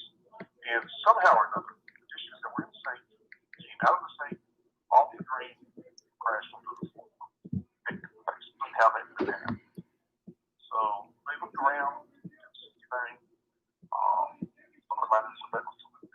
Although they were somewhat puzzled about how it could happen. So they kind of forgot it over time, went back to bed, forgot about it. Within a couple months, I'm trying to get the timeline down correctly, as accurate as I can. Within a couple months, she was lying in bed, and she felt a burning. They were sleeping. She felt a burning on her back. Now she was wearing, I think, a sweater or a sweatshirt, t-shirt, and she was covered up with a blanket. She felt a burning on her back. She got up to the bathroom and got her husband up. They went in there and looked at her back, and she had long scratch marks, 3 scratch marks down the center of her back. It frightened her, to the point where she couldn't understand what was going on. Her husband couldn't understand what happened because she was thinking, how could this have happened? I was, fully clothed. I was under a blanket. She had cats, but the cats weren't anywhere around her. And she sustained this wound. It bled pretty profusely. So she, bandaged it up, somewhat concerned, and that started a series of attacks that lasted almost 2 years. I'll give you a breakdown of some of the attacks she sustained, some of the injuries. About twice, 2 or 3 times a week at the minimum. She would be walking through the house, something would hit her, scratch her arm, scratch her back, scratch her thigh. When I looked at some of these scratches, they were all over her body. I mean, the lady was suffering. There was no scratch up behind. She was afraid to go outside the house. Whatever it was, which is pretty much attacking these things, is to isolate the person, the primary person that they're attacking. So if the person doesn't seek help, the person will think that they're losing their mind, they're losing their faculties, and ultimately succumb to these forces for possession. So basically, it's attacked 2 or 3 times a week. Sometimes it was less, sometimes it was more. At one point, she was laying in bed, and her husband was lying beside her, and they were watching TV. All of a sudden, she, basically was hit in the face. She saw what she described as stars from being hit in the face. Her head hit the back of the headboard of the bed. She had a rather bad black eye. She had that time. Another time, she was walking through the kitchen, and something pushed her. I think she broke her arm as a result of that pushing. She fell and hit her arm. I think she fell on her side, broke her arm. That's some of the incidents. She was injured during these attacks. By the time she talked to us, well, it wasn't her that reported the stuff to us. It was her husband, because he was very concerned. He witnessed a lot of these attacks. At one point, one incident that's rather interesting. He was lying in bed with her, or he was up doing something. She was in bed. She began to receive these attacks, scratches. He jumped on top of her to prevent this thing from hitting her. And whatever it was, when you go through him, it hit her.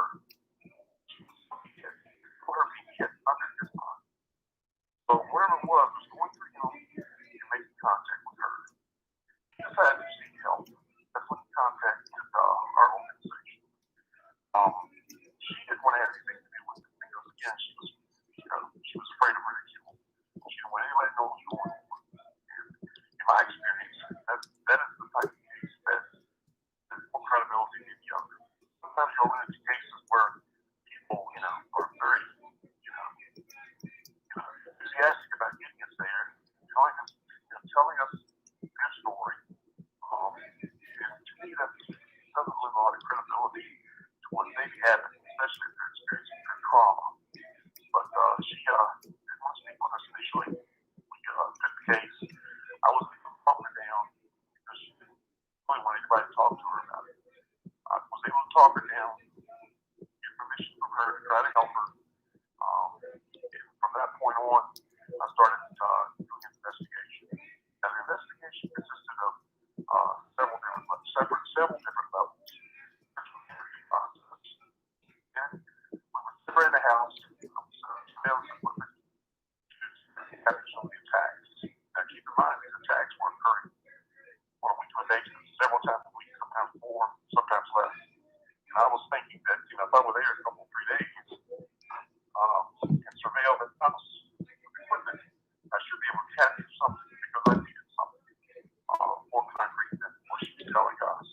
I needed something on video, just witness the scratches, because if I wanted to get church authorities involved, we would need something more than, just stories. And something that we could actually measure, record, and document. So we continued investigations, and it took a year and a half of doing this, doing these investigations to try to capture something before we were actually able to capture something. A lot of the times I would do surveillance, set up equipment, and nothing would happen for 2 or 3 days, however long the investigation lasted at a particular time. As soon as I left, 2 or 3 days later is when it was as if whatever was there was waiting for us to leave. It didn't want any validation whatsoever that what had occurred was actually occurring.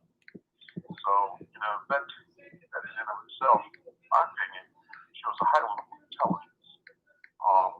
So we continued on. I kept with the case. I actually called a religious demonologist by the name of David Constein from Connecticut. He was actually a protege of Ed and Ray Warren, and he was very knowledgeable about these types of things. So I contacted him and basically gave him a brief rundown on the case, and he was more than willing to help me, try to resolve it with her. Anyway, we pretty much came to a head when I was able to finally get some type of evidence. I think it was April the 17th, 2011, when I was able to record 2 attacks on her and some light anomalies, as well as some audio anomalies on the tape at the time she was attacked. We were set up for 2 days. It was Friday, Saturday. I had audio and video cameras running in the kitchen, in the bedroom from 2 angles, because those were the locations that most of the attacks occurred. So it's about 10 o'clock, probably Saturday night. Nothing happened on Friday night. About Saturday night, the angle she actually captured on camera. And at the time, she walked through the kitchen. Now, when she was walking through the kitchen, she actually flinched, rolled her arm, went in there, and looked at the wound that she had on her arm. Again, there were 3 scratches. Every time she scratched, it's always 3. Now, in religious demonology, 3 is a significant number. It's a symbolic number when you're dealing with the demonic. Anything that happens in 3 is, if it's demonic, usually it's an insult to the Trinity, Father, Son, and Holy Spirit.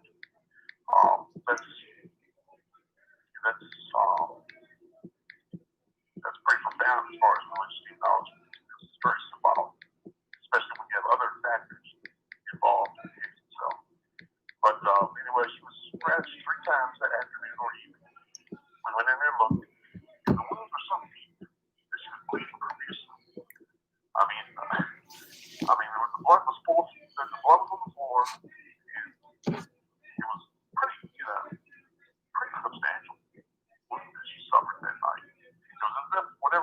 there was some because, now I got it.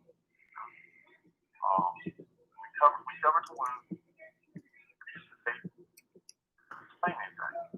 Or how that happened. We wanted to stick around a little bit longer to capture any more evidence. Again, about 2:30, 3:30 in the morning, the following morning, the first one happened about 10:30 that night. We waited, we were doing an all-night surveillance, and about 2:30, 3 o'clock, the following morning, we did watching TV. My husband was asleep, and I was sitting there monitoring the camera, and the monitor itself, all of a sudden, she flinches, sits up, waits for the camera. I get up, run in there for her. I think it was her left forearm. She had 3 more scratches. I'll turn the bedroom light on and look at the scratches. At the time, when I initially looked at them, they were just, red lines. I took her in the other room, looked at them closer under a overhead light, and I could actually see the welts form, and they began to bleed. At that point in time, I knew there was a crash. I went back, reviewed the camera. The bedroom itself, the way I set the cameras up, I set it up so that you can see all 4 corners. I would put one camera in one corner, one camera in the opposite corner, so that you get the full spectrum of the bedroom. And when I reviewed the camera, I actually saw what looked like an orb move to her side, to her right side, and leave her right side. At the same time, I heard on the camera what sounded like a distinctive static discharge, a pop. And we were able to determine that the same type of static discharge, popping sound, happened when she was back the first time. So we thought that was rather interesting. And also, we had an investigator that reviewed the footage and the audio. And at the same time that she was hit, we were able to pick up every moan or growl every time she was hit. So when we did all this, reviewed the camera footage, put the moves, did everything we needed to do, at that point in time, I knew I had something. I had probably enough evidence to take it to whomever I could take it to get some help with this later. I contacted Dave Constein, who again was a religious demonologist out of Connecticut. He basically, what a religious demonologist is within the Catholic faith is a person who has sufficient expertise in the subject of demonology. They're given a letter from the bishop stating that they're an expert. And the actual title of a religious demonologist is what they call heretics, which is Latin for expert. And in order to be an authentic religious demonologist, you have to be recognized by a bishop or higher. It's required to undertake cases like this and investigate them properly. Certain protocols that they have to abide by. And anyway, I got a hold of Dave Constein again, sent him the video footage. At that point in time, he knew that she was probably suffering from demonic oppression. Now, the demonic affects us in several different ways. Basically, there's an ordinary form of temptation or activity, which is basic temptation of the person or individual. Then you have another realm called extraordinary activity. Basically, extraordinary activity is divided into 3 categories. Infestation, which is basically when a person experiences a haunted house, poltergeist activity, sound, smells, movement of objects, disappearance of objects, things in the house that would led somebody to believe that it was quote unquote haunted, or there might be a poltergeist present, or something like that. A lot of times it's demonic. So that's what we refer to as infestation of a location or an object or something like that. The second type is demonic oppression. Demonic oppression is basically when whatever the activity is, whatever the entity does, it interacts physically with the person or person that is attacking or targeting, i.e. scratches, other types of phenomena,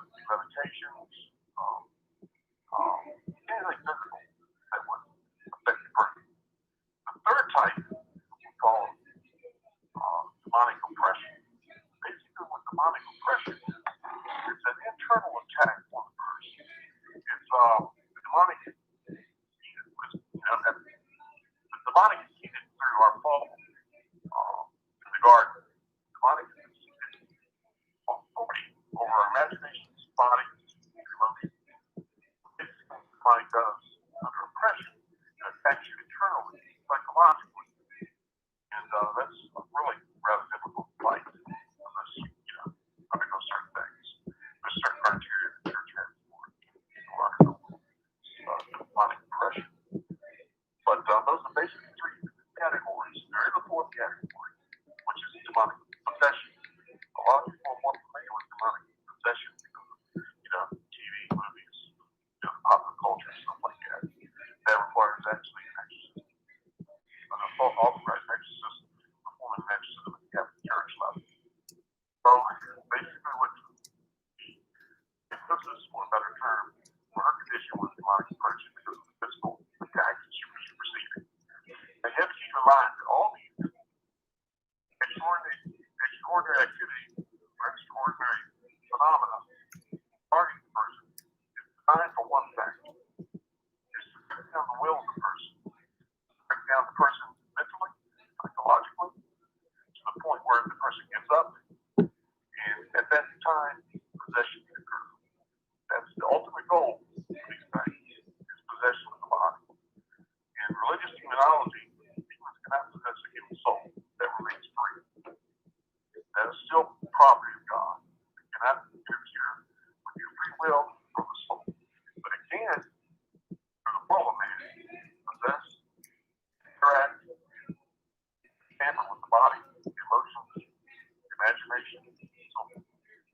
So basically, since she was undergoing demonic oppression, she had an exorcist that was in Chicago at the time.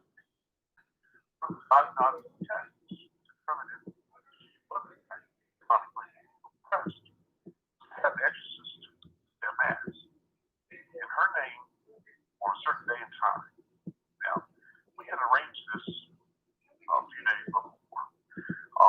He said that I need to be at her house with her on a certain day at a certain time. At that certain day, at that certain time, the Catholic priest was going to say a mass for her in her name. And I was supposed to observe her to see if anything unusual happened during the mass.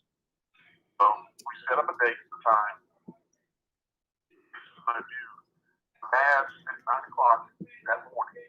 I was supposed to be there at 10 because Chicago Central Time. Well, I got there at about 9, and we're sitting there, and at the time the priest did the mass in Chicago, we got there, she was in bed, she had a really severe migraine headache. Pauses, she couldn't get up, she couldn't function.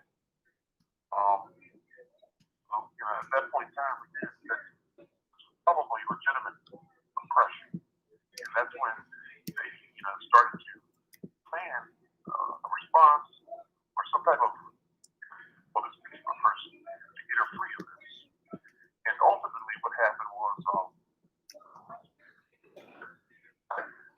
what's called the Deliverance, which is a minor exorcism.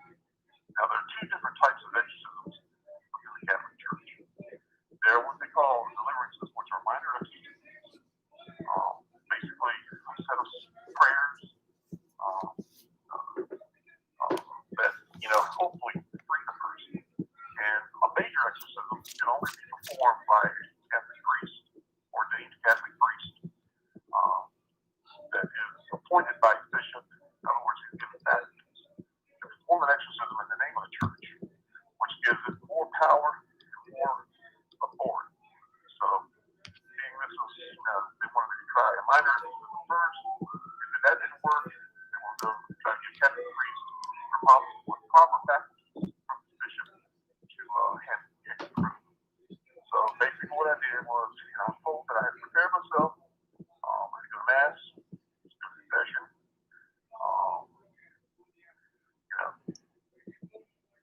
fast, pray, that type of thing. 2 days before I did this, because anybody who does anything like this basically has to get a state of grace where they can undergo attack what I did.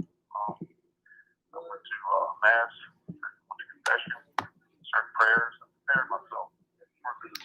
And I went to her house on one day, and at a certain prayer, it was supposed to be a very, very powerful prayer. I'm not going to recite the prayer and tell you what the prayer is, because it's somewhat, the Catholic Church doesn't want people to know the specific prayer because it can be abused. But they gave me a specific prayer to use. I went to her house, we got set up, we did the prayer. It was rather quiet. There was no dramatic ending to this thing. But I did feel a presence in the room. As the prayer went along, the presence dissipated. And at that point in time, I knew it was over. I could just tell, man, the environment changed. Then it dissipated, and then there was a sense of peace. And she felt it too. And ever since that time, probably May or June of 2011 until now, or at least the last time I spoke with her in 2017, she was still free of this stuff. So apparently, the prayers were, the minor exorcism was enough to get rid of whatever this was. Now, the television show, The Haunting, did an episode on this particular case. And, a lot of times, these shows don't use a lot of poetic license, and exaggerate certain activities or certain things that happen within a case. But this particular show did a great job portraying precisely what happened with her and what we did and how the case went on. The only thing, one difference was during the Deliverance exorcism that was performed on this girl, it was a little dramatic when, that supposedly happened. None of that happened. It was pretty quiet, fairly serene. It was a presence that dissipated. It was over and gone. But the show in itself was pretty accurate. It shows a lot of photographs of the wounds she sustained. I think one show actually showed some of the video of her attacks. And like I said before, hopefully she's still free. And that was a very pivotal case for me to work. And I haven't been the same since. And on occasion, I get these types of cases, and I'm able to work them, but there's always a residual. Sometimes, things happen at the house. Sometimes things happen to me. It's kind of like a retaliation for what I did or had to help. That's basically the case. If you have any questions or anything that I could address regarding this particular Hey, Rick, I think B is going to she's going to reach out to you and see if you want to join this line so we can get rid of some of the background noise. B, let me give you, do you want me to give you Rick's number so you can try to call him? Yes, that is just put up. Yeah, I did. So Rick, hang up, or you can wait till you get the call from B. Yeah, because she's gonna try to merge you in, Rick.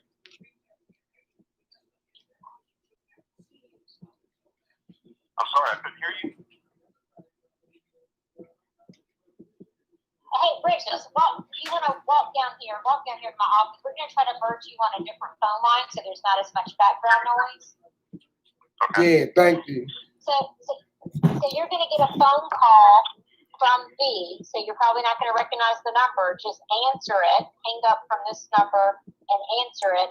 And you know what, B, worst case, I can get Rick to come down here and I'll just plug in my Bluetooth speaker that I use for conference calls. And he should be able to hear both of us. I'll actually get that out now. Rick, why don't you just come down here so we can be on B's line so there's not the background noise. I get my speaker plugged in. All right, Rick. You still recall it, Bobbie? All right, Rick. I'll tell you what, let's see how this sounds. Let me get this thing plugged in with this phone. And so give me a sec. I'm going to put y'all on mute because I'm going to take my AirPods out and I'm going to switch to this device. Hey, B. And if it doesn't sound good, then we'll do we'll try calling. Let me find this. Okay. Hold on, y'all. They coming right back. They trying to fix Rick's sound. So they're gonna try to merge him. All right. Okay, He off of this line. Yes, but hey, can you hear me? Can you hear us? Yes. Okay, Rick, say something as a test. Test, can you hear me? Excellent. Yes. Can, That's great. can everybody hear him? Is that better? Can everybody hear Rick? Wonderful. I love it. Yeah, I'm trying to see what they say, B. My apologies.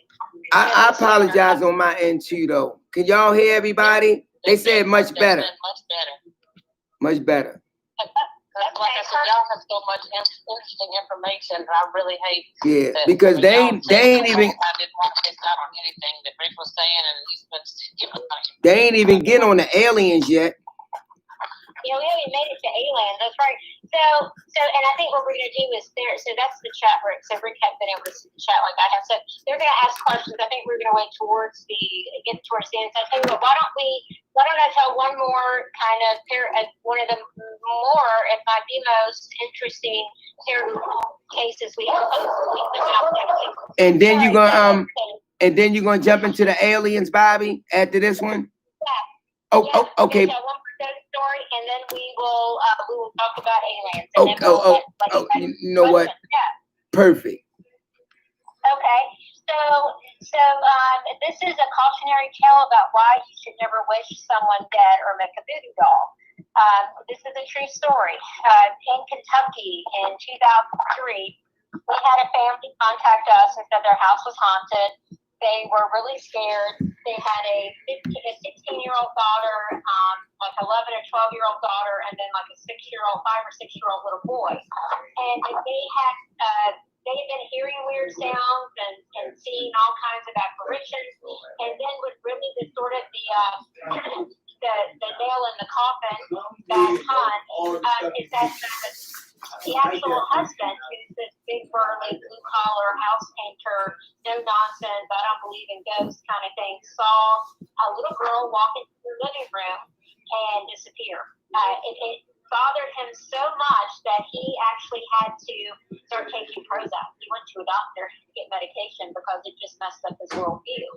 So we made the trip out to Louisville because it was such a unique case. The family, they were all sleeping in the living room. They weren't getting sleep. And so we made the exception to go out to Louisville. So we get out there.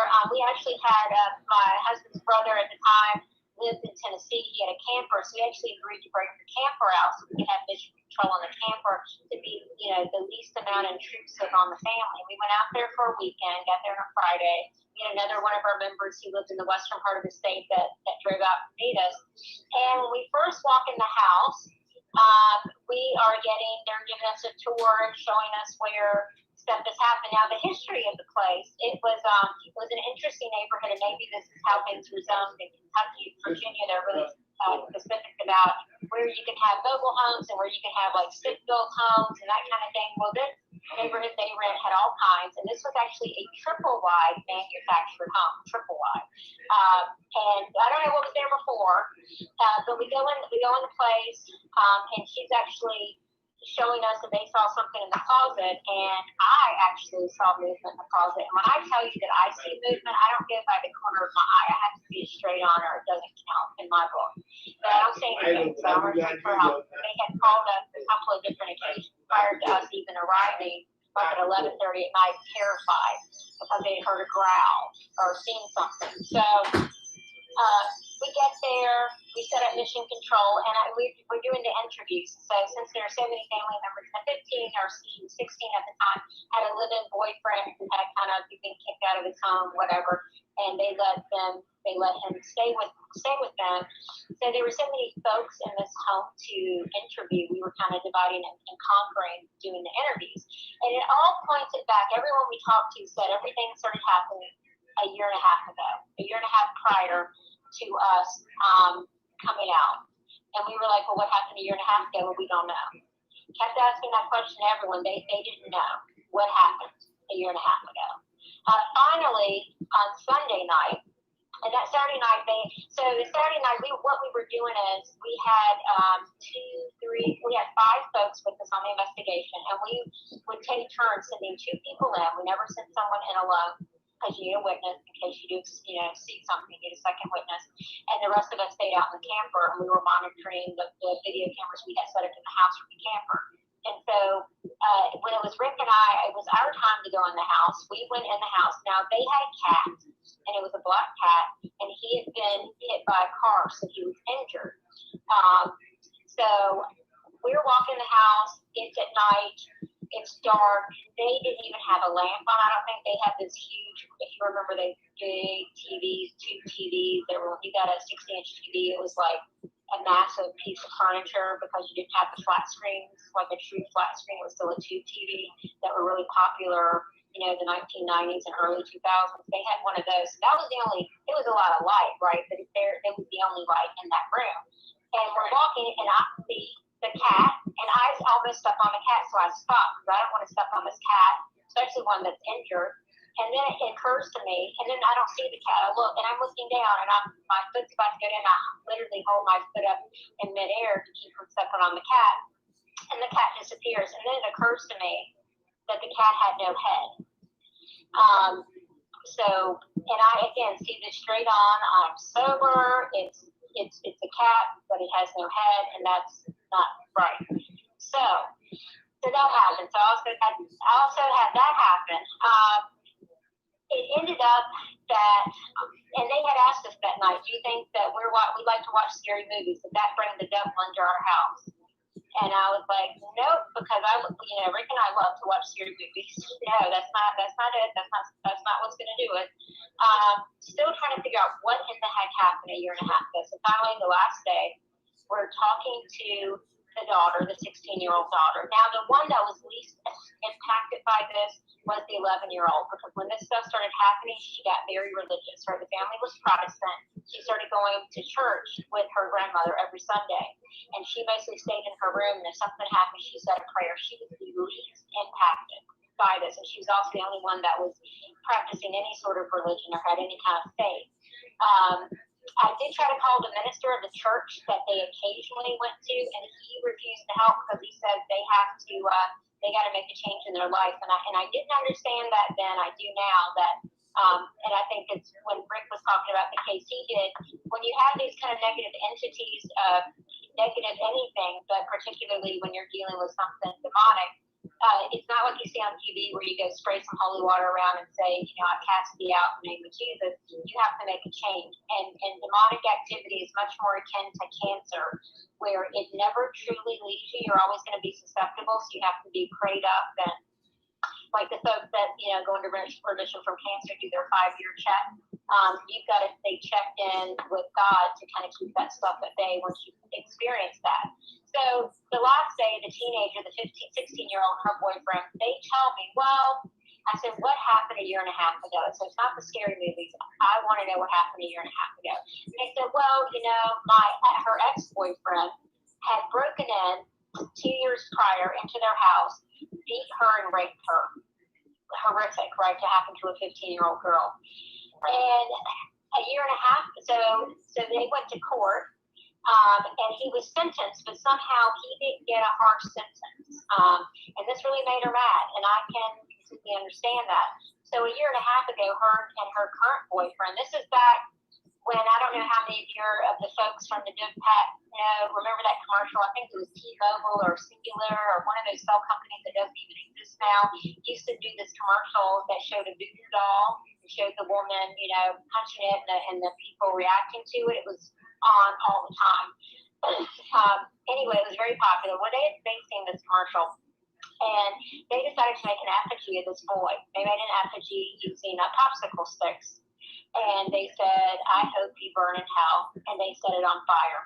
7 days after they did this, that young man was at home.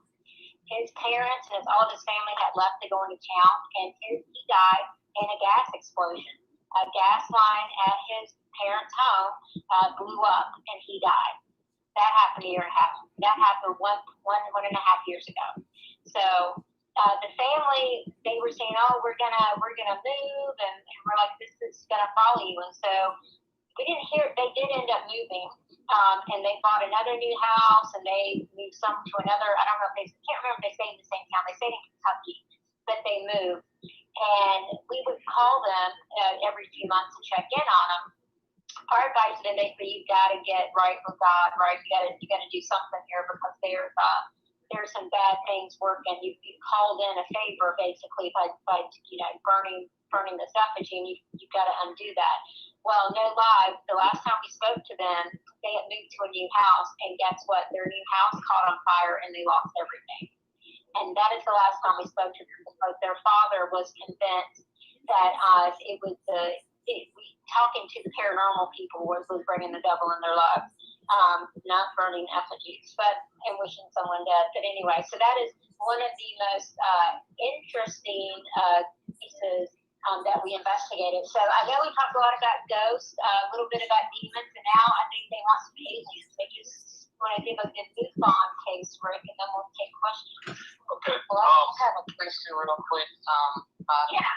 What you were just talking about with them burning that voodoo doll, do you think that, or I guess pretty much that happened, how long did you say that was, a week after they did that? 7 days, yeah, 7 days after they set that thing on fire, is when the gas explosion killed that man. Yep. That boy. How did they undo that situation if they experience on? Well, so that is where they never found resolution with us, because we told them you're going to have to go to church, you're going to have to ask for forgiveness, and they didn't want that. They wanted, like you told them, right? TV, the priest comes in, or the minister, and they say a prayer, and you're good, and that's not how it works in real life. And if you wanted to stay gone, you've got to really rededicate your life to Christ and stay prayed up. And if you're Catholic, take part in the sacrament of Mass every chance you get, at least weekly, and meet your obligation. But you really got to ask forgiveness from God.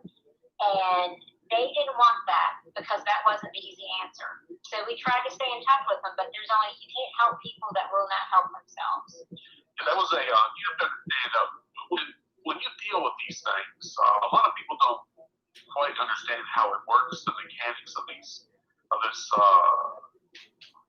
relationship that you build when you dabble in the occult, seances and things of that sort. You're basically, the way these things get into your life is through two laws, actually three. First is the law of invitation. The law of invitation, when we were created, when God created us, He gave us free will and intellect. Those are His gifts to us. And we can use our free will any way we want. And, He's not going to interfere with your free will. And that's what these things basically prey on. They know what the laws, these cosmic laws are, and they're pretty much legalistic when they deal with them. If they can get you to invite them in, that gives them a tremendous amount of authority in your life and over your life in certain aspects of your life. And once you give them that authority, it is hard to rebuke that authority and, obtain your own free will again. I mean, it's not that you lose your free will, it's just that your free will is affected by these things for extended periods of time and significantly over a period of time, maybe the rest of your life. So you have to be very, very, very careful when you do these things like seances, card reading, spells, magic. A lot of kids, they mess with the Ouija boards, and basically what they're doing is they're entering into the law of invitation. They're inviting these things in, and once you do that, it's very hard to get rid of them. There's also the law of attraction. These things are attracted to certain people. A lot of them are, maybe drug addicts, alcoholics, people who are, possibly bipolar, depressed, because these people who are addicted to substances, alcohol, drugs, or whatever, who are depressed, have certain psychological issues, they exude an aura about their body that attracts these things. And this certain aura, might be darker than most, and attracts these things, and they basically, see a potential victim, and then they're going to work on that person or get some type of an invitation out of them to, manifest their activities and involve themselves in these people's lives. So you got the law of invitation, you got the law of attraction, and then sometimes you have people that are referred to as victim souls. These are people that don't necessarily do anything wrong. They a lot of times these people are very holy people, very religious, devout people, and these things try to exert influence over them because they find it more of a challenge. And over the period, Catholic Church for the past 2,000 years, they've had a lot of saints that have been attacked by these things, oppressed. They've experienced obsession for this specific reason. They're trying to create a victim soul. And if they can turn a potential person away from their faith, that's an apple in their basket. So these are three things that they, that can, cause these phenomena to occur to anybody. But more likely it's invitation and, attraction that causes these things to, attach themselves to you. Now you have to understand too that this is very rare phenomenon. Possession is extremely rare. I think I heard one exorcist say that out of 5,000 cases he investigated, he might find one that's authentic. So it's, God thwarts a lot of this stuff and prevents a lot of this stuff for whatever reason. So, if anybody in your listening audience doesn't believe in stuff, or they're agnostic, or they're atheists, or anything like that, I can understand pretty much the humanist point of view, because I was very doubtful in my earlier career dealing with these things until I actually dealt with them and saw them face to face. And once you do that, there's an old saying: there are no atheists in foxholes. Once you deal with these things and know precisely what affects them and how you get rid of them, it's it's an eye opener, and it can really it gets to the point where you pull the veil aside, and once you pull that thin veil aside and see what's on the other side, it's a life changer. It really affects your life, it affects your whole perspective on everything. So it's very, and it can be very dangerous. I had another question too, Rick. We know the main thing, like you just called up all the things that are considered occult that can open up doorways into your life. Do you feel like things like transcendental meditation, yoga, or astral projection, which are all other things that people do also, do you think that those also can open doorways? It's possible. Anytime that you open yourself up to whatever, it's a possibility. There's a possibility that something negative could come through. That is, in a sense, that's kind of following the law of invitation. Now, that doesn't necessarily mean that everybody who does yoga is going to, attract these things and it's going to affect them in a significant way. But there's whenever you open yourself up, it's without any protection, it can very well affect you.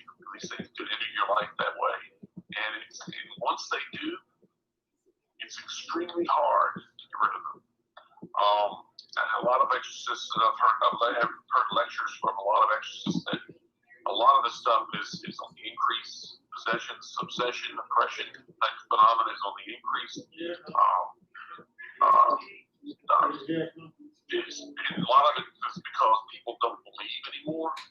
And one exorcist once told me that he said the devil or these evil entities' best defense is people's disbelief in them. Because if you don't have your guard up, if you don't, follow certain criteria as far as your spiritual life, then they can affect you. And these things are real. These are disembodied intelligences. And when I say intelligence, they are very, very intelligent. They have the ability. They were around long before we were. And if you get into theology, demonology, and so forth, these things were created before we were, and there was a rebellion for whatever reason. They were thrown out of heaven, and the war now is over us. The war now is over individual souls, and you know, it's just going to get worse because of the state of society these days. I could go into this. I could talk about it for 15, 20 hours. I know we don't have that time. But, you know, if any of your listeners have any questions regarding this stuff, you can always send them through you, and I'll try to answer them the best way that I can. But these things are real. These things are dangerous. And these things can affect your life, and not only your life, but your family's life, your finances, your love life. It can also affect your animals. Now, these things, when I get involved in these cases, a lot of times these things affect me by attacking my animals. And I've had that happen on a couple of occasions.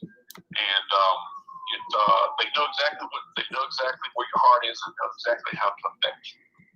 So you have to be very careful when you deal with these things. And it's kind of like an analogy. If you know people who play with the Ouija board, seances, and so forth, it's kind of like going into a chat room.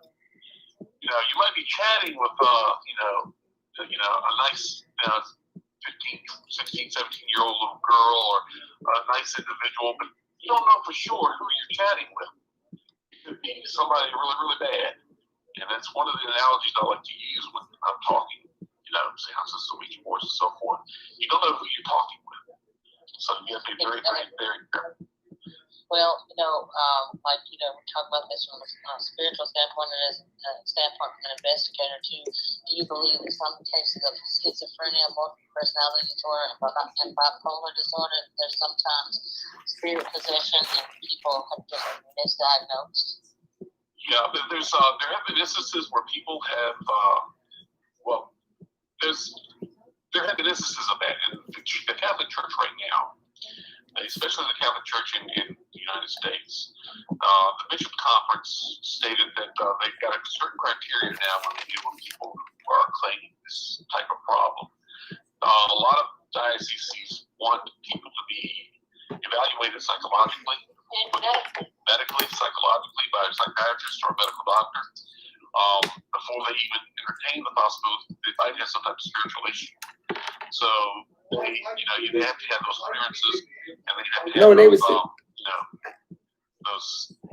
examinations to make sure that there's nothing psychological or medically wrong with the individual physically before they even entertain the possibility of some other type of spiritual issue. But there have been instances where people, certain priests, not so much now, but there's a lot of Protestant exorcists out there or deliverance ministers who don't take that route. And if they try to deal with a person who has an actual psychological problem like schizophrenia, that type of thing, and they do an exorcism, it could affect them in a very negative way. It could, try to validate what isn't there, and that could affect them psychologically. So that's why the Catholic Church now has a mandate that in a lot of dioceses around the country, most of them, I would say, that they have to have a psychological and medical evaluation before they even entertain the idea of any type of spiritual issue. Right. Hey, but you're right. Yeah, you have to be very careful. Hey, Rick. How do you differentiate mental illness from demonic possession? Well, a lot of times, this is from the lectures of a lot of major exorcists. They state that a lot of times you can have a person that has legitimate psychological problems like schizophrenia, and you have to be very careful. Try to get them, some type of help with a psychiatrist or medication and so forth. But then you have cases where there's a combination. They have a combination of some type of psychological issue and a spiritual issue at the same time. And sometimes these entities can mask themselves behind the schizophrenia or the psychological issue that they have. So it's a very tricky way. It's very tricky to see precisely, what could be affecting this person. A lot of Catholic exorcists have now what they call diagnostic tools that they use for situations like this. So let's say, for example, a person exhibiting symptoms of some type of psychological issue like schizophrenia. Well, in a lot of cases, if the person has an actual spiritual issue or problem, the medication will not help them. It will not help them in the least. They can take the medication and still exhibit these symptoms or behavior or activity. So basically what they do is if the medication isn't working, they might call a person in for a consult, and they might have a blessed object, blessed metal or whatever on the cushion of a certain chair, or maybe 2 or 3 chairs. I'm just giving you an example of what they could do. And they would bring the person in. They might have 3 chairs, and they'll put a blessed object, metal or whatever, under the cushion of 2 chairs. And if the person comes in and goes to one chair, stops, changes mind, goes to the other chair, stops, changes mind, and goes to the one that doesn't have the blessed object under the cushion, that's maybe a good diagnostic tool or indicator that there's something going on. Also, for example, there was one exorcist that was the pastor that overlooked this or oversaw this mental institution. He would go in there, and sometimes he would wonder if some of the patients were having some type of spiritual issue. So what he did was he'd go in there, and he had blessed exorcised salt, and he would put this on the tables in the dining facility when the people would come in. And, they partake of the salt, use the salt or whatever. And at one point, there were like maybe 26 to 28% of the patients were discharged within a week. So a lot of these patients had been there for a very long time. So a lot of times that the assessment was made, they were actually clean. Well, maybe not within a week, but maybe within a month or so. They just, for whatever reason, they weren't exhibiting these psychological symptoms anymore, which I thought was rather interesting. But there are a lot of little diagnostic tests that these exorcists use, because one of the signs of true possession or true diabolical influence is knowledge of something that you shouldn't have knowledge of. It's like a secret knowledge. If for example, if a person comes in and is able to manifest and is able to tell you exactly what you had for breakfast that morning, or what happened to you the night before, or say something about your life that you had forgotten but was accurate, that's one of the symptoms that these people exhibit. And it's one of the symptoms they take into account when they try to do some type of diagnostic testing. And I heard also speaking in other languages that they didn't that's another test. But you have to understand, it's not just these exorcists. They don't look for someone who speaks another language, like they say a saying or phrase or a sentence or two. We're talking about people that speak other languages conversationally. Okay, these are people that have a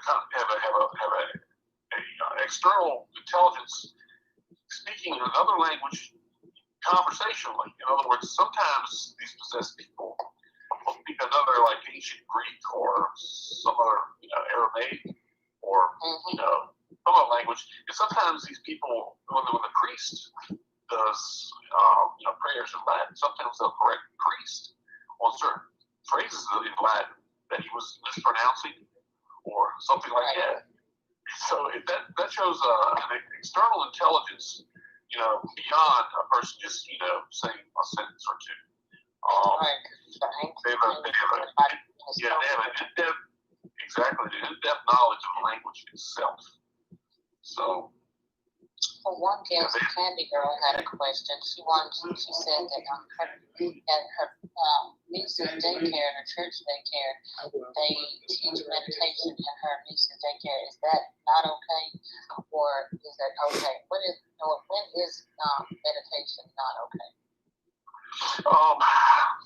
It depends on what they're meditating on. If they're just meditating on it depends on what type of meditation. If they're trying to get the kids to calm down, I imagine. Yeah, maybe, but if they're just opening themselves up and blanking your mind out, then that might not be such a good idea. But if they're meditating on something nice, scenery, or depends on what they're meditating on. As Catholics, we meditate too, but we meditate on on the rosary. We meditate on certain mysteries of Christ, certain mysteries of some other, and a lot of that is good because the demonic cannot stand those images, and they will not hang around. That's why a lot of people claim, a lot of Catholics use the term the rosary as a weapon, because what the rosary is a series of prayers, repetitive prayers. But it's also you're meditating on certain mysteries of Christ, certain mysteries of Scripture, and they cannot, because they have ceded authority over your imagination, your emotions, and so forth. They can't stand it, and it's kind of like a weapon against them. Especially if somebody's being undergoing oppression, demonic oppression. Whenever they meditate on the rosary, that oppression just happens to. It's really amazing how that stuff works. A lot of people say, well, it's archaic and medieval stuff, but that's old knowledge. And sometimes old knowledge, you have to really pay attention to it, because back in the day, people knew these things without having to rely on science. It was kind of like a, it's like a, type of stuff. They've been doing this for hundreds of years, thousands of years, and it's worked since that's why I see what. And what is wrong with blanking your mind out? I just want you to tell that, because the guests that might have a question about that. And what is when that? you blank your mind out, when you blank your mind out, you're opening yourself up. You're not concentrating on any particular thing. When you blank your mind out, you're opening yourself up, and if something comes through, sometimes it's not. Sometimes it could be nice. Sometimes it's not. You just can't take that risk, because once these things get a foothold, it's extremely hard to get rid of them. And if you can, and people have to understand too. This goes back into the theology of demons, where they came from, their abilities, reason, the mechanics of how they operate. It's very interesting stuff.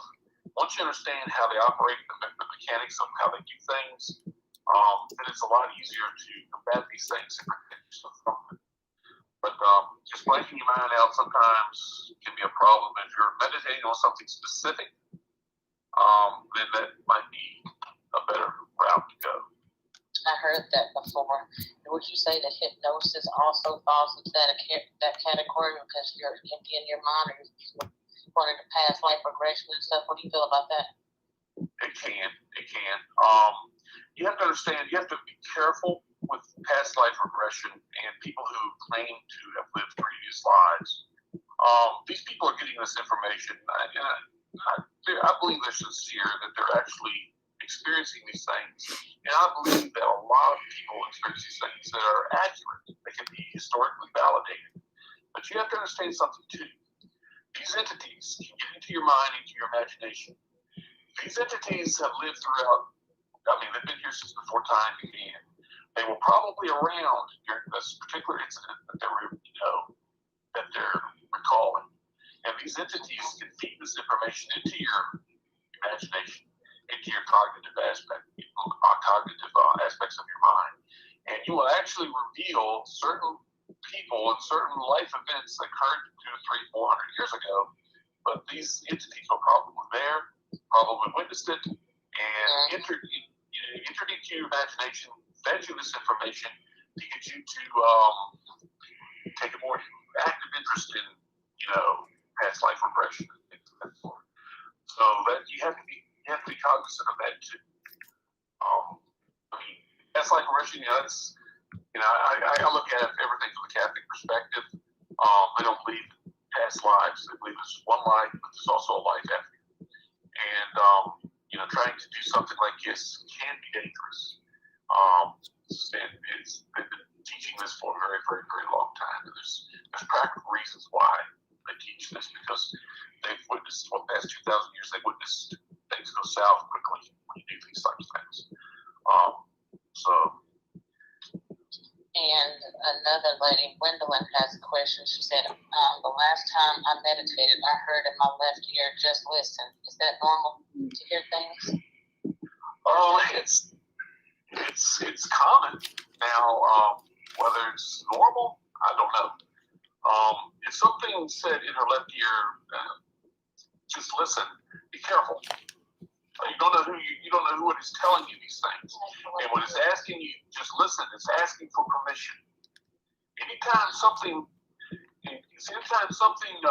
elicits some type of curiosity on your part to get more involved, you have to be very, very, very careful, because that's how these things get involved with you. Is they elicit curiosity, and once you get that curiosity, you keep going, to the point where you actually invite these things in, and then you could have a major problem. Okay. Then another question I have, I'll let y'all go on because I know you got other things that you have to do also, but I wanted to know, like, as far as spirits and stuff like that, like people who contact John Edwards, or people who think that they're speaking to the dead, or do you feel like that you have to be careful with too, or do you feel like people can speak to their dead relatives who've already passed on, or do you think those are spirits? Well, I can only relate what the church teaches, and I go back to the church because they have more experience in this than I do. I think as far as people like John Edwards, I don't know. I think the jury's pretty much out on that. But basically, what the church teaches is you're not supposed to communicate with the dead because, number one, the dead cannot communicate with you. God has a certain structure that He created with regard to the spirit realm. There's the laws of, there are certain cosmic laws that He set down that we as human beings are not allowed to do or shouldn't do, and that goes into when we die. Sometimes God will permit our deceased relatives to appear to us, but usually they don't elicit communication or try to elicit any type of curiosity on your part. They might just appear and say something like, "Pray for me," or something like that He might allow them to do. But as far as random spirits, be very careful. If you see a relative that comes, these things can appear any way they want. They can appear as an angel of light if they'd like to. But there's always something wrong. There's always something wrong with whenever you Get to the Amityville case. That's a famous photo. Yes, it's a famous photo. But what Bobbie was talking about is when these demonic entities appear before you in the form of a human being or an animal or whatever, for whatever reason, there's a law that they cannot appear fully intact. There has to be something wrong with the apparition. Missing an ear, an arm, no legs, no feet. I'm sure you've heard that before. Or they have, legs of an animal, or the eyes of an animal, or they may not have a nose. So there's something wrong with you itself because they cannot emulate the human being for whatever reason. That's back in theology for whatever reason. But that's why Bobbie, when we were working that case in Kentucky, she saw that animal come out from under the table. It was a black cat, and it had no head. That is not a good sign. That was probably some type of demonic spirit because it cannot perfectly emulate the creation of God. So anytime you see an apparition of somebody, no feet, no legs, no arm, the eyes are gone, that's another bad sign. If they have just black holes for eyes, no, that's not necessarily a good thing. But if you see somebody that you know is your relative, and they don't try to elicit curiosity, but just bluntly say something like "pray for me," or whatever, it just disappears, very brief. Then God probably allowed that to happen for a reason. That means you should, if that in fact is the case, you should go ahead and pray for them because they probably need the prayers. But that's pretty much everything in a nutshell. Very small nutshell, but. Right. Okay. Let me see if anybody else has any questions. Candy Girl had mentioned something, and I've heard of this before, like in different family traditions, whether it's in the native or in some of the African traditions, they believe they have ancestor spirits that they honor. Is there a way, like, she said she's confused, so is there a way where if there's like any question about that they can ask those spirits or Jesus name, show them or reveal their true nature? Is that possible for those spirit patterns to get to that? Yes, if something like that appears to you, you don't know what it is. It's a very simple prescription or thing that you need to do. You just say, in the name and authority of Jesus Christ, identify yourself or leave. A lot of times, if it's a demonic spirit, it will just leave. Or it may just get angry and throw a temper tantrum. Believe it or not, those things happen. Or it could affect you negatively, or whatever. That's a good indicator. By that point, the command can be put off. But anytime you command something in the name and authority of Jesus Christ or God, then these things they have to obey because they are very legalistic. There are certain cosmic laws that have been set down by God Himself. They have to obey these things. Okay. Hey. A lot of people, think that, whenever they see these movies about exorcisms and any type of priest or holy man or minister encounters the demonic, there's always this big struggle. The priest, the minister, or whatever is frightened. He gets thrown around. He, is, beaten up, or it's one of these things. That doesn't happen. You have to understand. When an experienced priest walks into a room in a possession case to perform an exorcism, it's the demonic that's scared to death because they know they're about to get their ass kicked. Because it's not the priest. It's not the priest that has the power. It's who's standing behind the priest. It's a 500-pound gorilla called Jesus Christ is about to whip their ass. And they know it. And that's the other misconception in societies that we hear in popular culture of good versus evil, which makes it sound as if they're evenly matched 50%, 50%.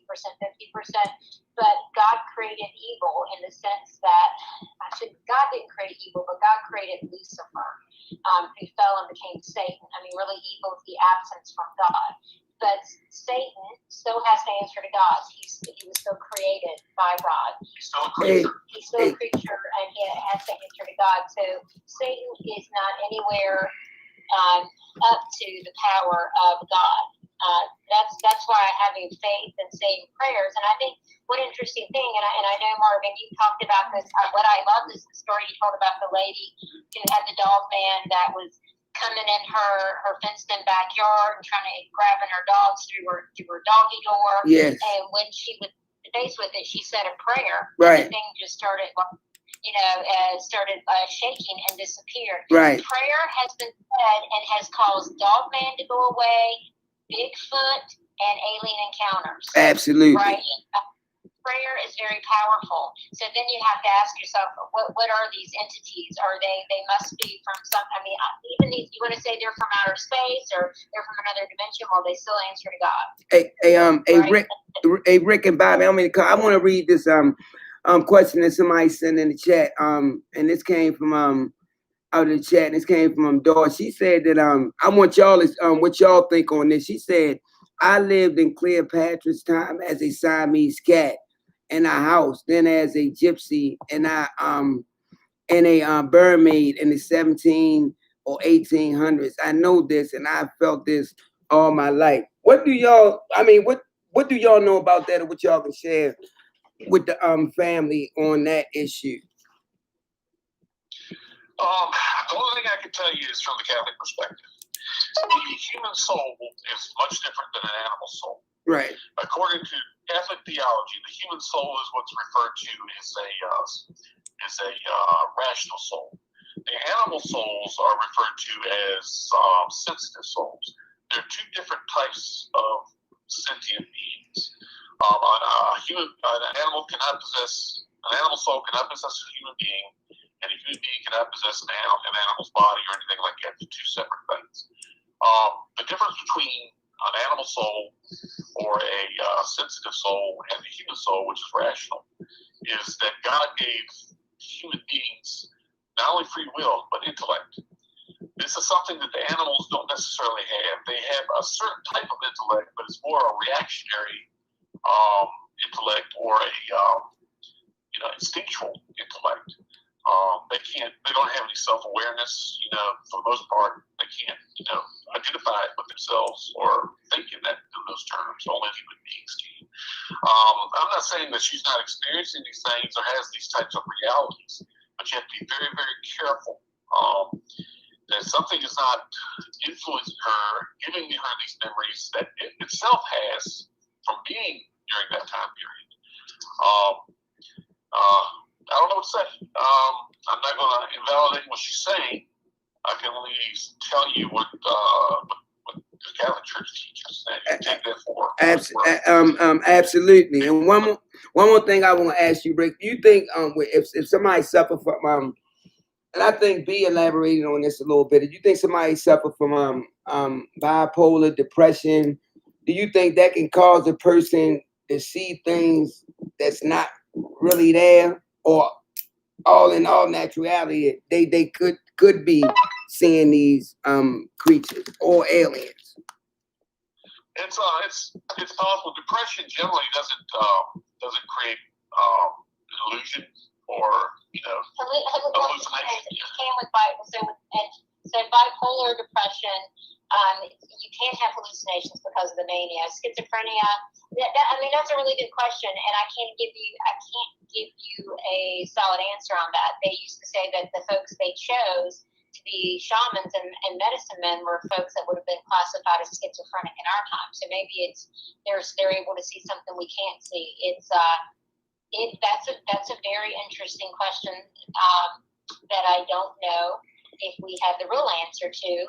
They've made a lot of great strides with psychotropic medications to kind of handle those. I myself grew up with an uncle who was a severe paranoid schizophrenic, and he was never able, even with all the medication that he was on, he was diagnosed at the age of 16 and passed away at 35.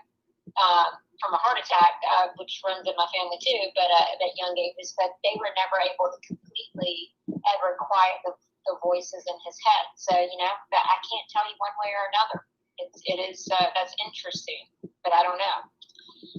Okay, one more thing, Bobbie and Rick. I don't know if Rick's seen it. Bobbie, did you see that picture that I posted on the page yesterday? It's supposed to be a picture.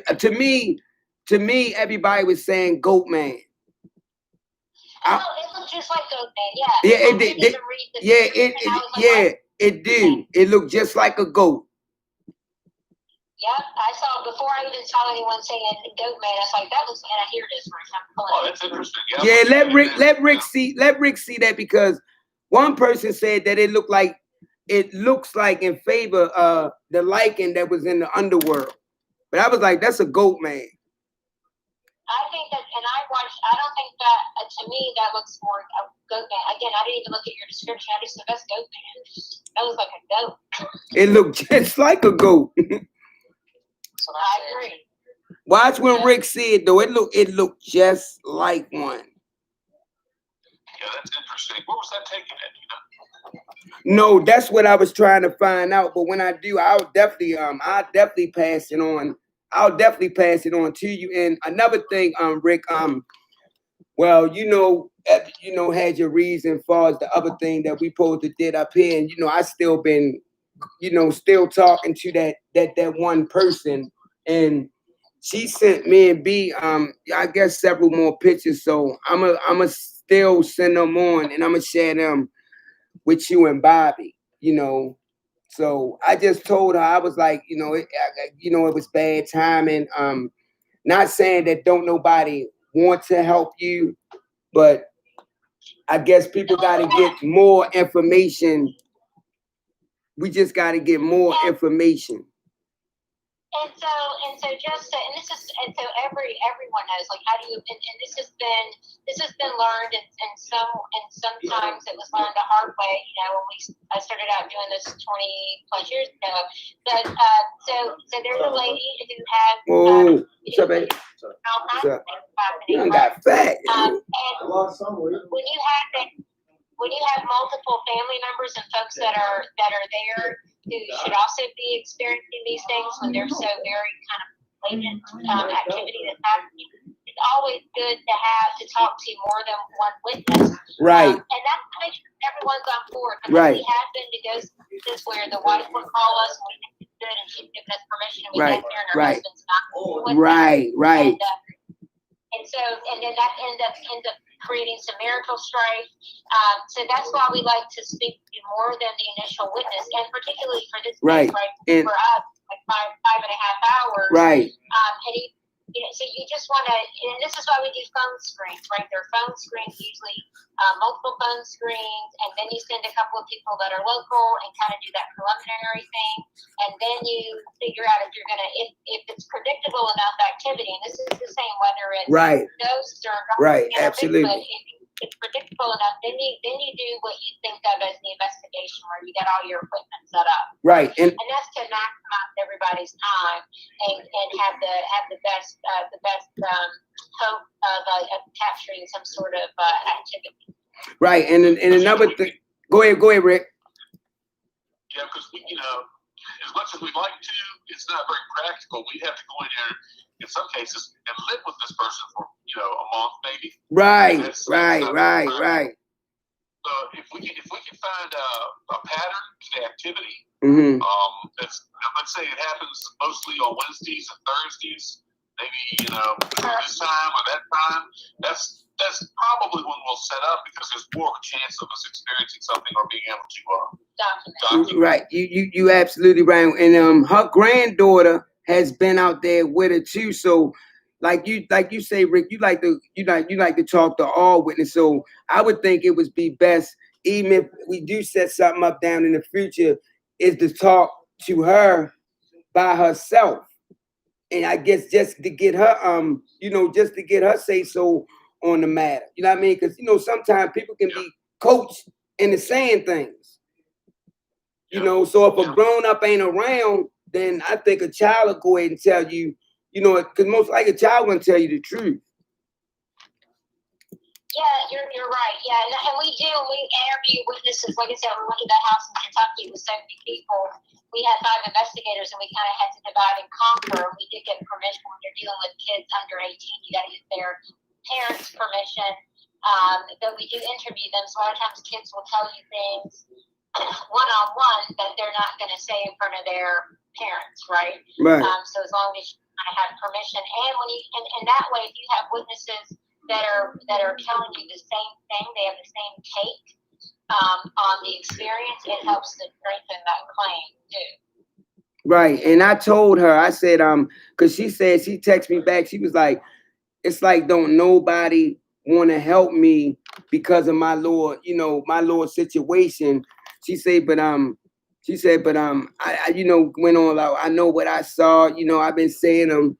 They've been on, but she basically been saying she's been having this activity since 2016. And what she's saying is it just ain't let up.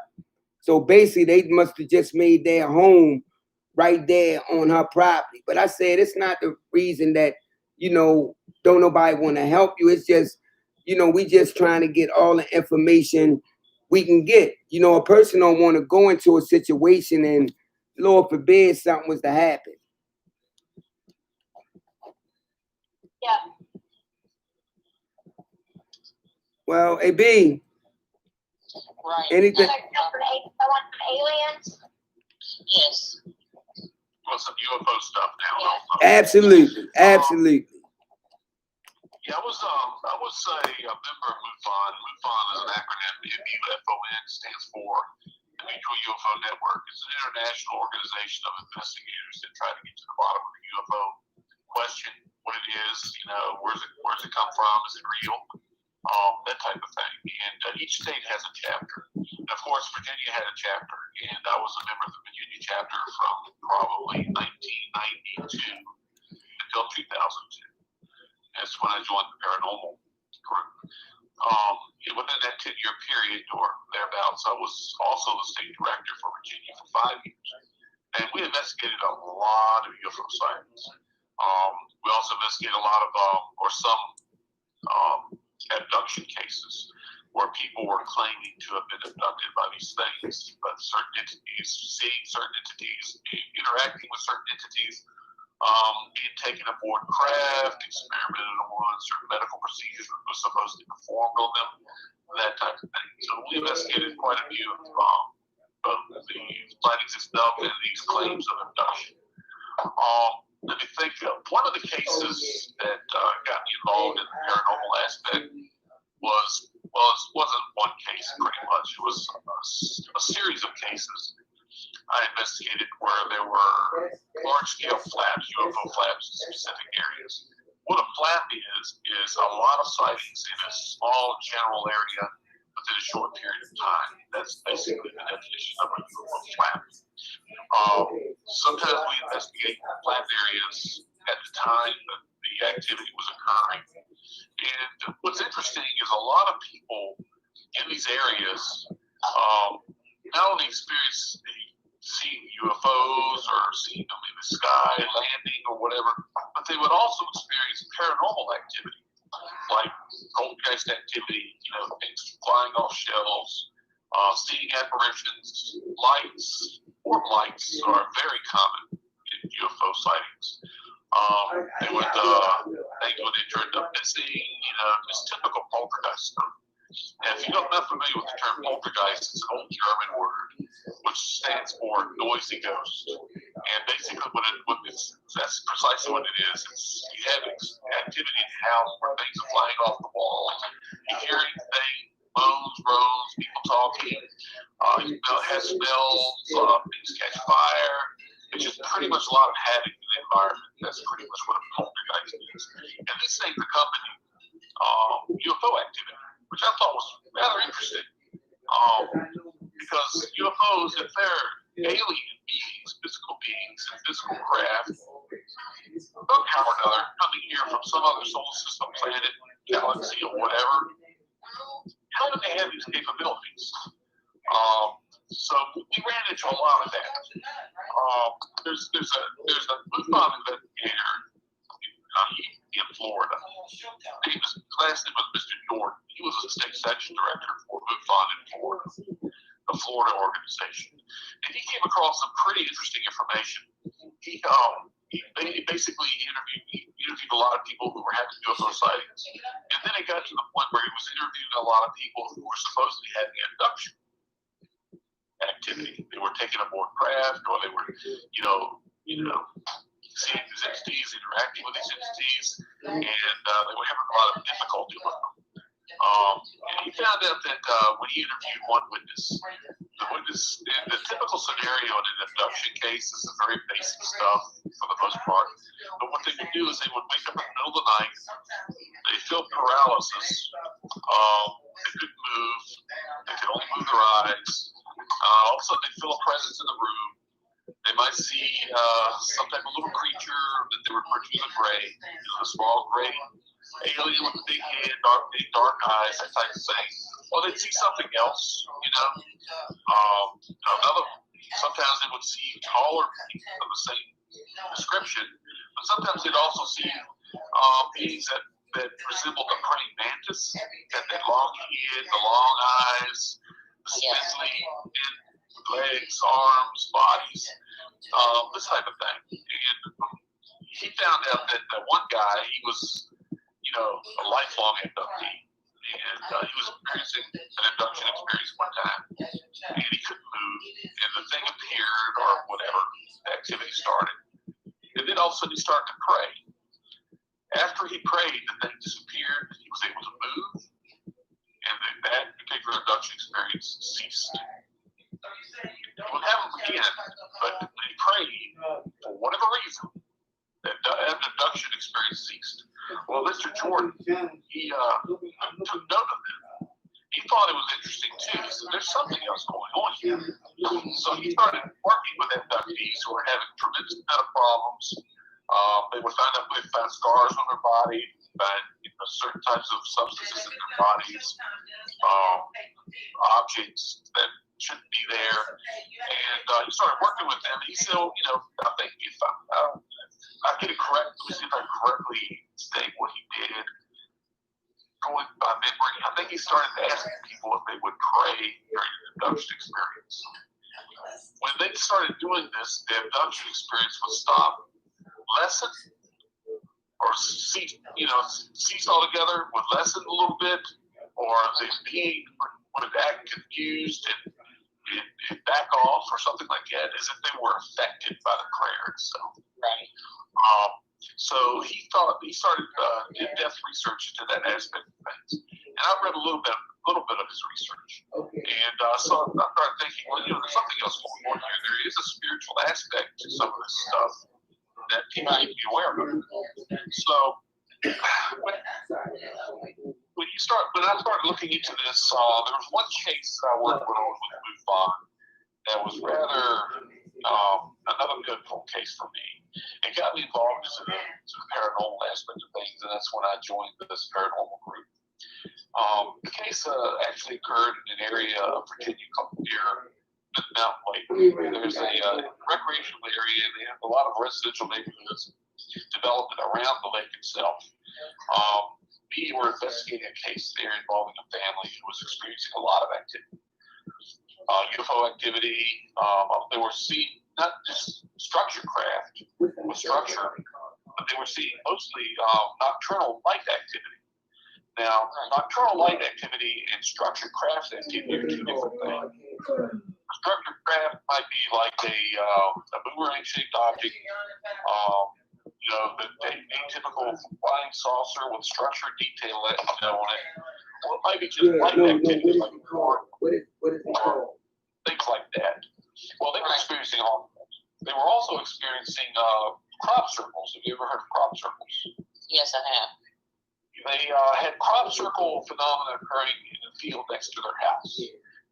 One of our investigators, pretty good investigator, started looking into this initially, and he was able to collect some of the crop. And the crop itself didn't have these intricate little designs in it. The crop was flattened, and the crop itself exhibited referred to expulsion node in the crop. And the expulsion node is in the structure of the crop. There are certain areas of the crop where it ends. Well, something heated the crop up to the point where the water content in the crop itself heated up to the point where it created an expulsion cavity in the crop and caused it to lay down, which is indicative of an authentic crop circle.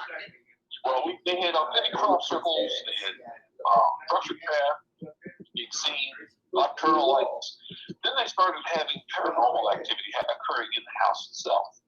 They would move, orbs would appear in the house, move down the hallway, go down the door, smells, something unseen would appear and walk through the house, voices. And in the ones behind the house, they would have light activity, light phenomena, orbs going through the woods, screams, similar to Bigfoot activity too. One of their neighbors actually had some type of cryptid activity during the same time as UFO activity was happening. He witnessed people going into his house, the unlocked doors, something that turned around. This was daylight, probably late afternoon. Turned around and there was this creature standing there, and looked like it had fur, moss all over its body, green, had red eyes, was standing there looking at it. And he opened the door quickly, turned around, it was gone. That's just an example of the type of cryptid activity they were having there. And one time we actually got a photograph of something that was rather intriguing during that case. We were in the backwooded area behind their house, and we were investigating the geography and the geology of the area. And the area had a lot of quartz stones that was just laying on top of the ground. in this particular area, which we thought was interesting. We was taking note of it. And one of our other investigators was taking a photograph of us investigating all the reports on the ground, in the wooded area. Just took some overall photographs of us doing this type of investigation. And when he took the photographs, he got back home. Saw something in one of the photographs that was real. Behind the tree, in front of us, we didn't notice it at the time. We didn't think anything of it until he told us about it. But behind a tree, there was something peeking out from behind a tree. And it looked like something with a praying mantis head and shoulder arm. It was an elongated head, long, dark eyes, and it was pretty evident. It was there. We went back to the location that we took the photograph, and we took the control photographs of that area. And there's nothing there that could account for what we saw. I mean, sometimes, branches or foliage will, give an impression of some type of being, object, whatever. And there was nothing there that could account. We took the photograph the same day. There was nothing there, a branch, foliage, or anything else that represented that type of image. And we thought that was rather interesting. And I think it's on our that particular photograph. It was, and I think it wasn't there, yeah. But this particular thing, was I looked at it. The description was very similar to a lot of the alien beings that have that praying mantis look to them. And so I thought that was real interesting. But that really, with the paranormal aspects of that particular case, they got me involved in more research and interest in the paranormal side of things. Because I think there's a connection in a lot of these cases. Rick, has there ever been a time, and I've put a correlation together over the years too with some of the things I've seen as far as aliens and UFO or abduction cases? One of my questions I have is that I felt like there's somewhat of a correlation and some similarities as it relates to the demonic and paranormal activity. Has there been times that you know of where people were undergoing alien activity or alien abductions had to undergo exorcism in order to remove that or to get them out of their house? No, personally, I've never worked a case like that. I don't know any cases like that. I'm still doing research if that is in fact what has happened in the past. It's interesting to me that it's a possibility. I have to talk about people who are more knowledgeable about those type of things than I do know that there's a lot of similarity in demonic cases and UFO abduction cases. A lot of time, these beings, when they involve themselves in abducting an individual over a period of time, for whatever reason, the being stops becoming interested in the person's body and physiology, and they start getting very interested in the spiritual side of the person itself. They start, supposedly, quote unquote, revealing certain spiritual realities, facts, and so forth that are contrary to a lot of religious beliefs. Some of these alien beings, quote unquote, alien beings that come in, they start revealing certain supposed secret information, secret knowledge about some God, and they start getting into theological aspects. They start saying Jesus wasn't divine, he was just a good guy, a very spiritual person, higher level being. Anything other than divine. Now, when the aliens start getting to that realm, then I become very suspicious. Because they're trying to alter a person's perspective of Christ or God for whatever reason. And what is also interesting is, if you study the cases about people who are supposedly abducted, having contact with alien beings, if you look at the cases in terms of their experiences and the information these beings are trying to give them about Christ, God, religion. Yes. In general, a lot of the information that they give these people, they conflict with each other. One being like telling one abductee abductees a certain thing, another being will be telling another abductee something completely different. Now, there's a philosophical concept that truth cannot conflict itself. So, who's telling the truth? Nobody knows, these things are, I don't know. If it was true, then you would need a consistency in the stories, in the explanations, in the secret knowledge that the universe people would you. But that's not the case. There's no consistency in the information that they're giving these people, which tells me it's probably false. And if it's false, there's a problem with that. Why are they lying? Exactly. So it raises a lot of questions for me. And that's why I've been involved in all aspects like mythology, paranormal, dogman, cryptids. I'm starting to find a common thread between all of these different types of phenomena. And it's real interesting, really. What are the similarities that you find with alien abductions as it relates to demonic? I think a lot of demonic cases, you have a person who gets involved in the occult or transcendental meditation where they concentrate and they open themselves up. There have been abductees that have been in contact with supposed alien beings who identify themselves as alien beings. Or they identify themselves as ascended masters or angelic beings. And they get involved with that, and all of a sudden they have to get an exorcism over a period of time because of these things.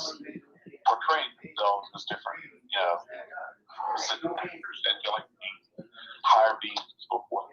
So there is a common thread there with a lot of cases, not all of them, but with a lot of them.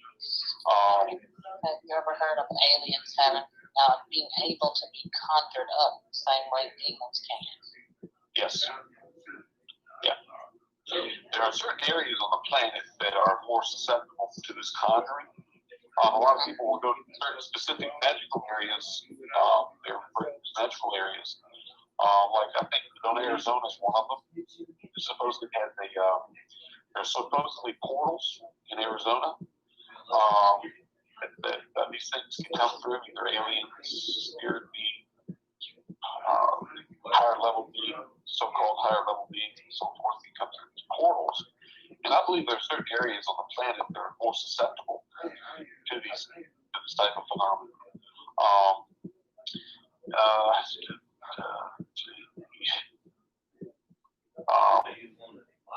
That in and of itself is interesting because there's your common thread again.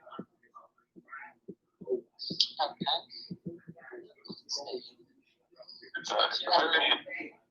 It's very interesting, fascinating topic. It really is. Do you feel like that they're interdimensional, or do you feel like that they are from other planets? How do you feel about that? I don't know. Some of them may be from some other planet. I don't know, some other reality. But I don't know if they're getting here through technology so much as through dimensional portals or space-time portals, black holes, whatever you want to refer to it as. I think they're getting used that way. A lot of the dogman accounts that I've studied on, as well as cryptids like Bigfoot and things of that sort. Supposedly, people have witnessed these things coming out of the world, going back into the world.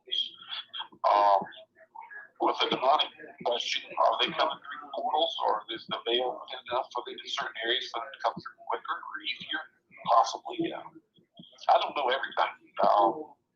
It's just there's so much there. I can't touch on everything, but it's interesting.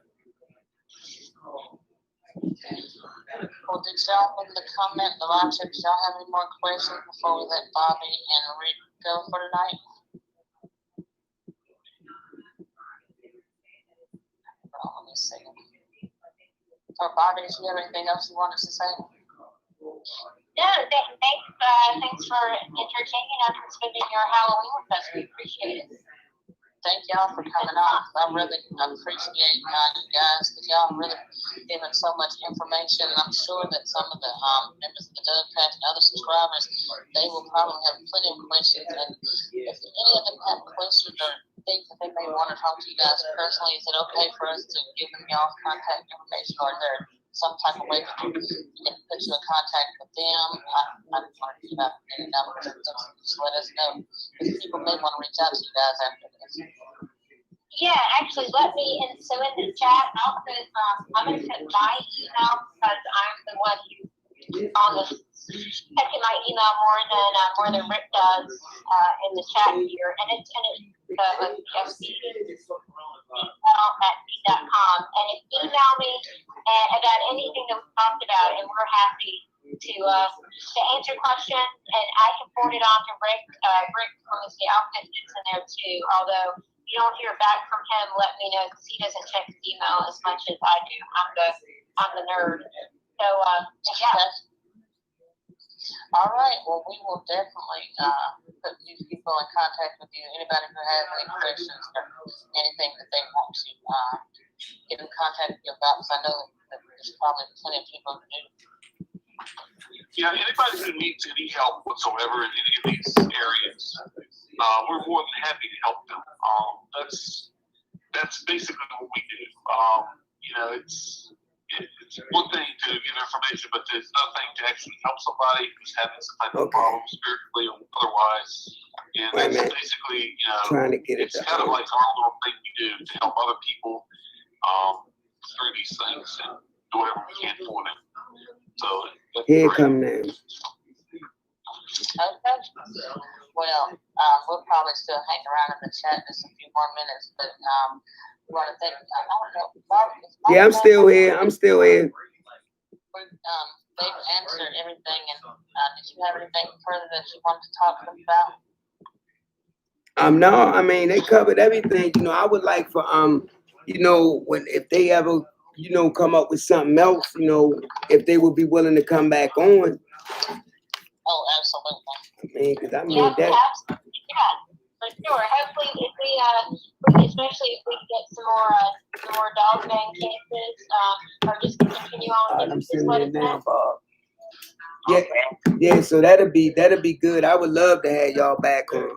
Oh, and again, Rick, don't forget. Oh, another thing. Bobbie, about the trip. Yeah. B might need you to help her.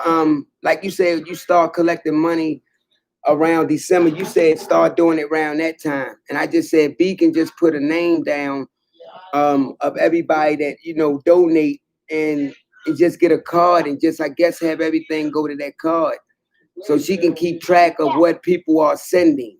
Yeah, so hey, I've got an idea about that, the way we did it when we hosted a conference back about 15 years ago. See, I'll hit you up in your Facebook inbox to tell you how I think we need to do that to keep it easy for everybody. And you can still get a card, so you can get like a debit card kind of thing for that. So yeah, that's the easiest way. You get it? Okay, look at that. Okay, then y'all, if that's it, then Bobbie and Rick, thanks for coming on. We enjoyed y'all sharing y'all experiences, and y'all been in this a whole lot longer than a whole lot of us, man. And we want to just thank y'all for taking time out y'all day and come on and just sharing that with us. No, thanks to you guys. We had a lot of fun hanging with the dog pack. Okay, and we'll talk to you, Rick and Bobbie. Thank you so much again. All right. Thanks, Sergeant. Happy Halloween. All Hallows Eve. All right, same to y'all. All right, y'all, good night. All right, good night. Good night. Bye. All right, bye-bye. Right here. I wasn't finished. No, I mean, you weren't finished talking to them? Yeah. What? I wasn't talking. I wasn't. I wasn't talking to you. You said somebody been disrespectful. Yeah. All right, well, do what you gotta do. Oh, here, let me take that out.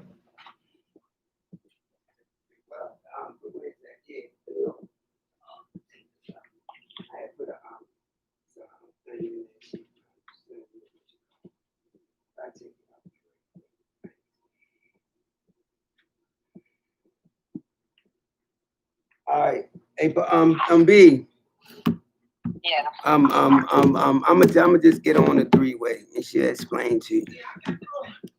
Hold on here. Wait a minute. Can you hold on while I get you on this three-way? Huh? Hold on, just hold on a second. I'll be right back. What?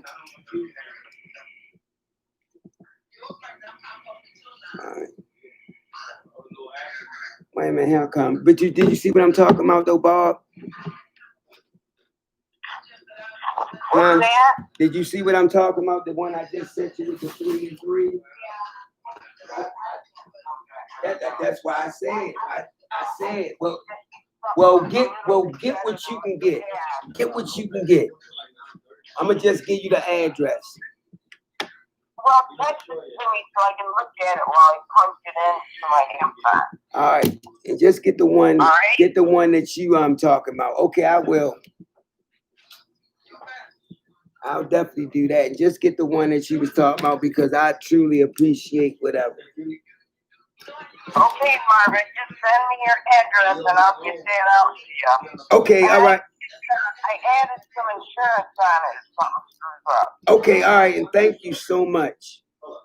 Alrighty? All right. Alright. Take care. All right, you too. I didn't know people was on here being disrespectful, but that don't make no sense.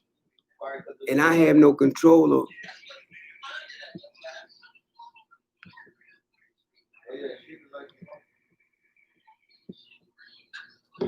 B.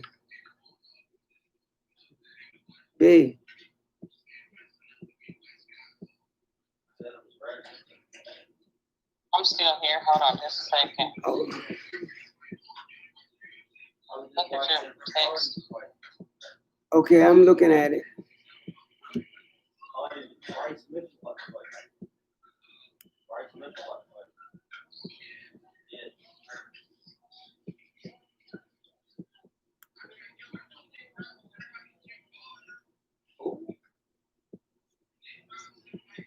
So, did any of y'all, and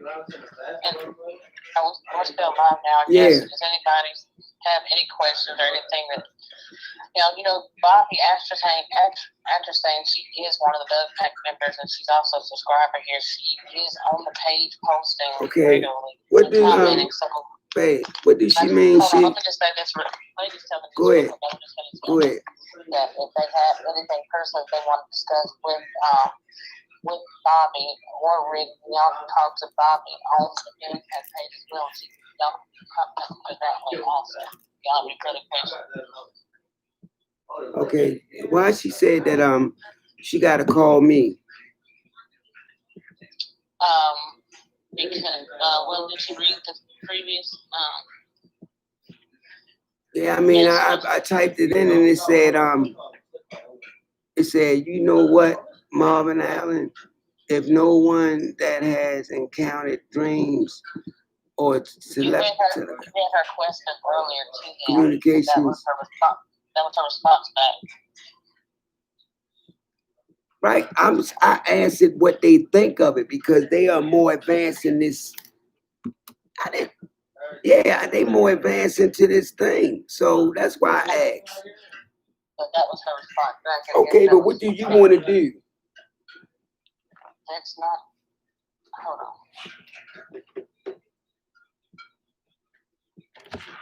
Hey, I know you texting, but I mean, you still can talk to him. We don't try to remove people on here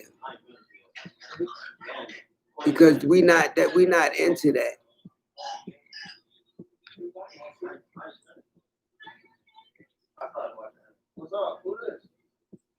She didn't call my phone. They talking about. I seen them, but I ain't seen them first. I only seen Shamari. Let me ask you this, B. Why you gotta say that? And the way you said it. Oh, I thought you said tonight.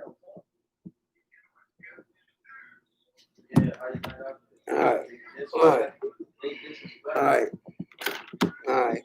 Not no. Oh man. She haven't been trying to call me, man. I'll find out.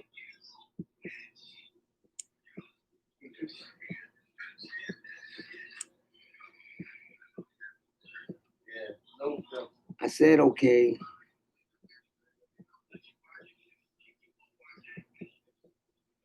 Anybody else got any more questions?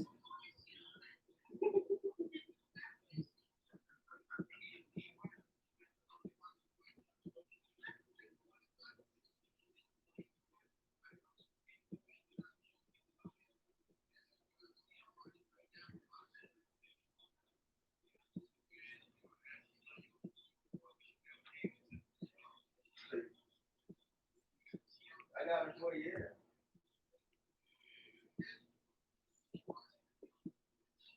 Y'all finished P Valley, right? Anybody else have any more questions? Yeah, what? I got sugar man. It's all I know. Good night, Truth Seeker. That nigga ain't right. But hang on. Well, B. not him. It's the rapper nigga. So are we done? I can't think. I don't know. No, we talking about P Valley. I'm not sure if they had any. Did anybody have any questions, or were they good? Ain't nobody said nothing yet. I asked. Do anybody have any questions? Yeah, Richard, you missed the show, the whole show. He said he watched it until he seen Little But it was a good show, though. He said he watched it until he seen No, I said, B, did you get the text I sent you? Yes. You didn't answer. What you want? Is that a no? Just call. Go ahead and shut the live down. Okay. All right, y'all. As always, we love y'all. We miss y'all, and it's about that time where we can shut the live down and and prepare for the next one. Because like we said, we got some guests that's coming on in the upcoming weeks. And another thing I wanted to say, on here, we're a family, and it's really no need for the bickering or going back and forth. I mean, your opinion is your opinion, but don't get on the next person just because they somewhere and you somewhere. So that's what we're trying to do. And I did have one comment I wanted to make.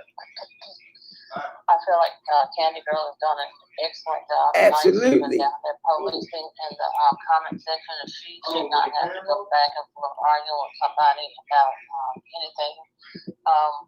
Anybody who comes on here, if there's a guest on the show, they're just coming on and sharing their expertise. If we ask them something, right, they may have a different opinion than what they have, or they might have a different opinion than what you have.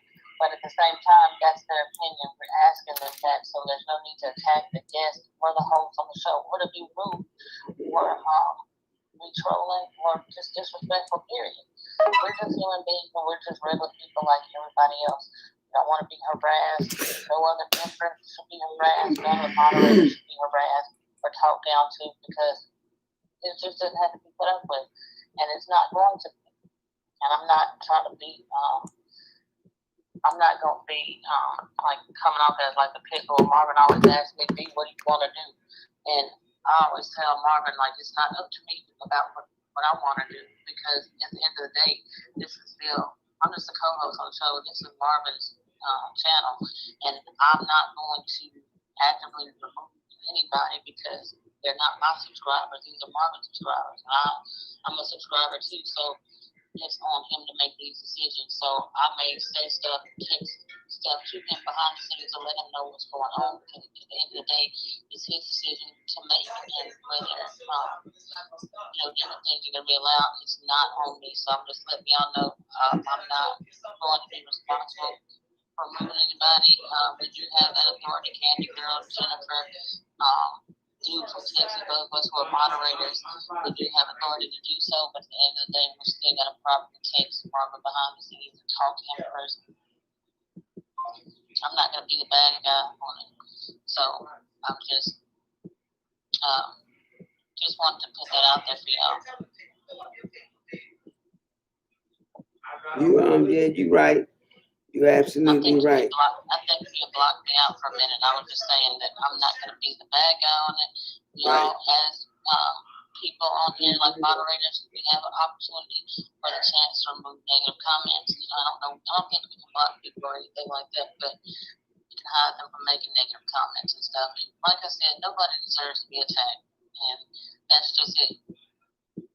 Absolutely. You're absolutely right.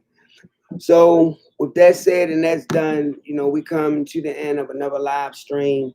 Like I said, we love y'all, and it's gonna get better. But like B said, try to keep it try to keep it professional, because on here, we're a family. We one family. We one family. We on here to love one another, not bicker, not go back and forth. But with that said, I want to say good night, and we'll see you on the next live. B. Good night, y'all. Good night.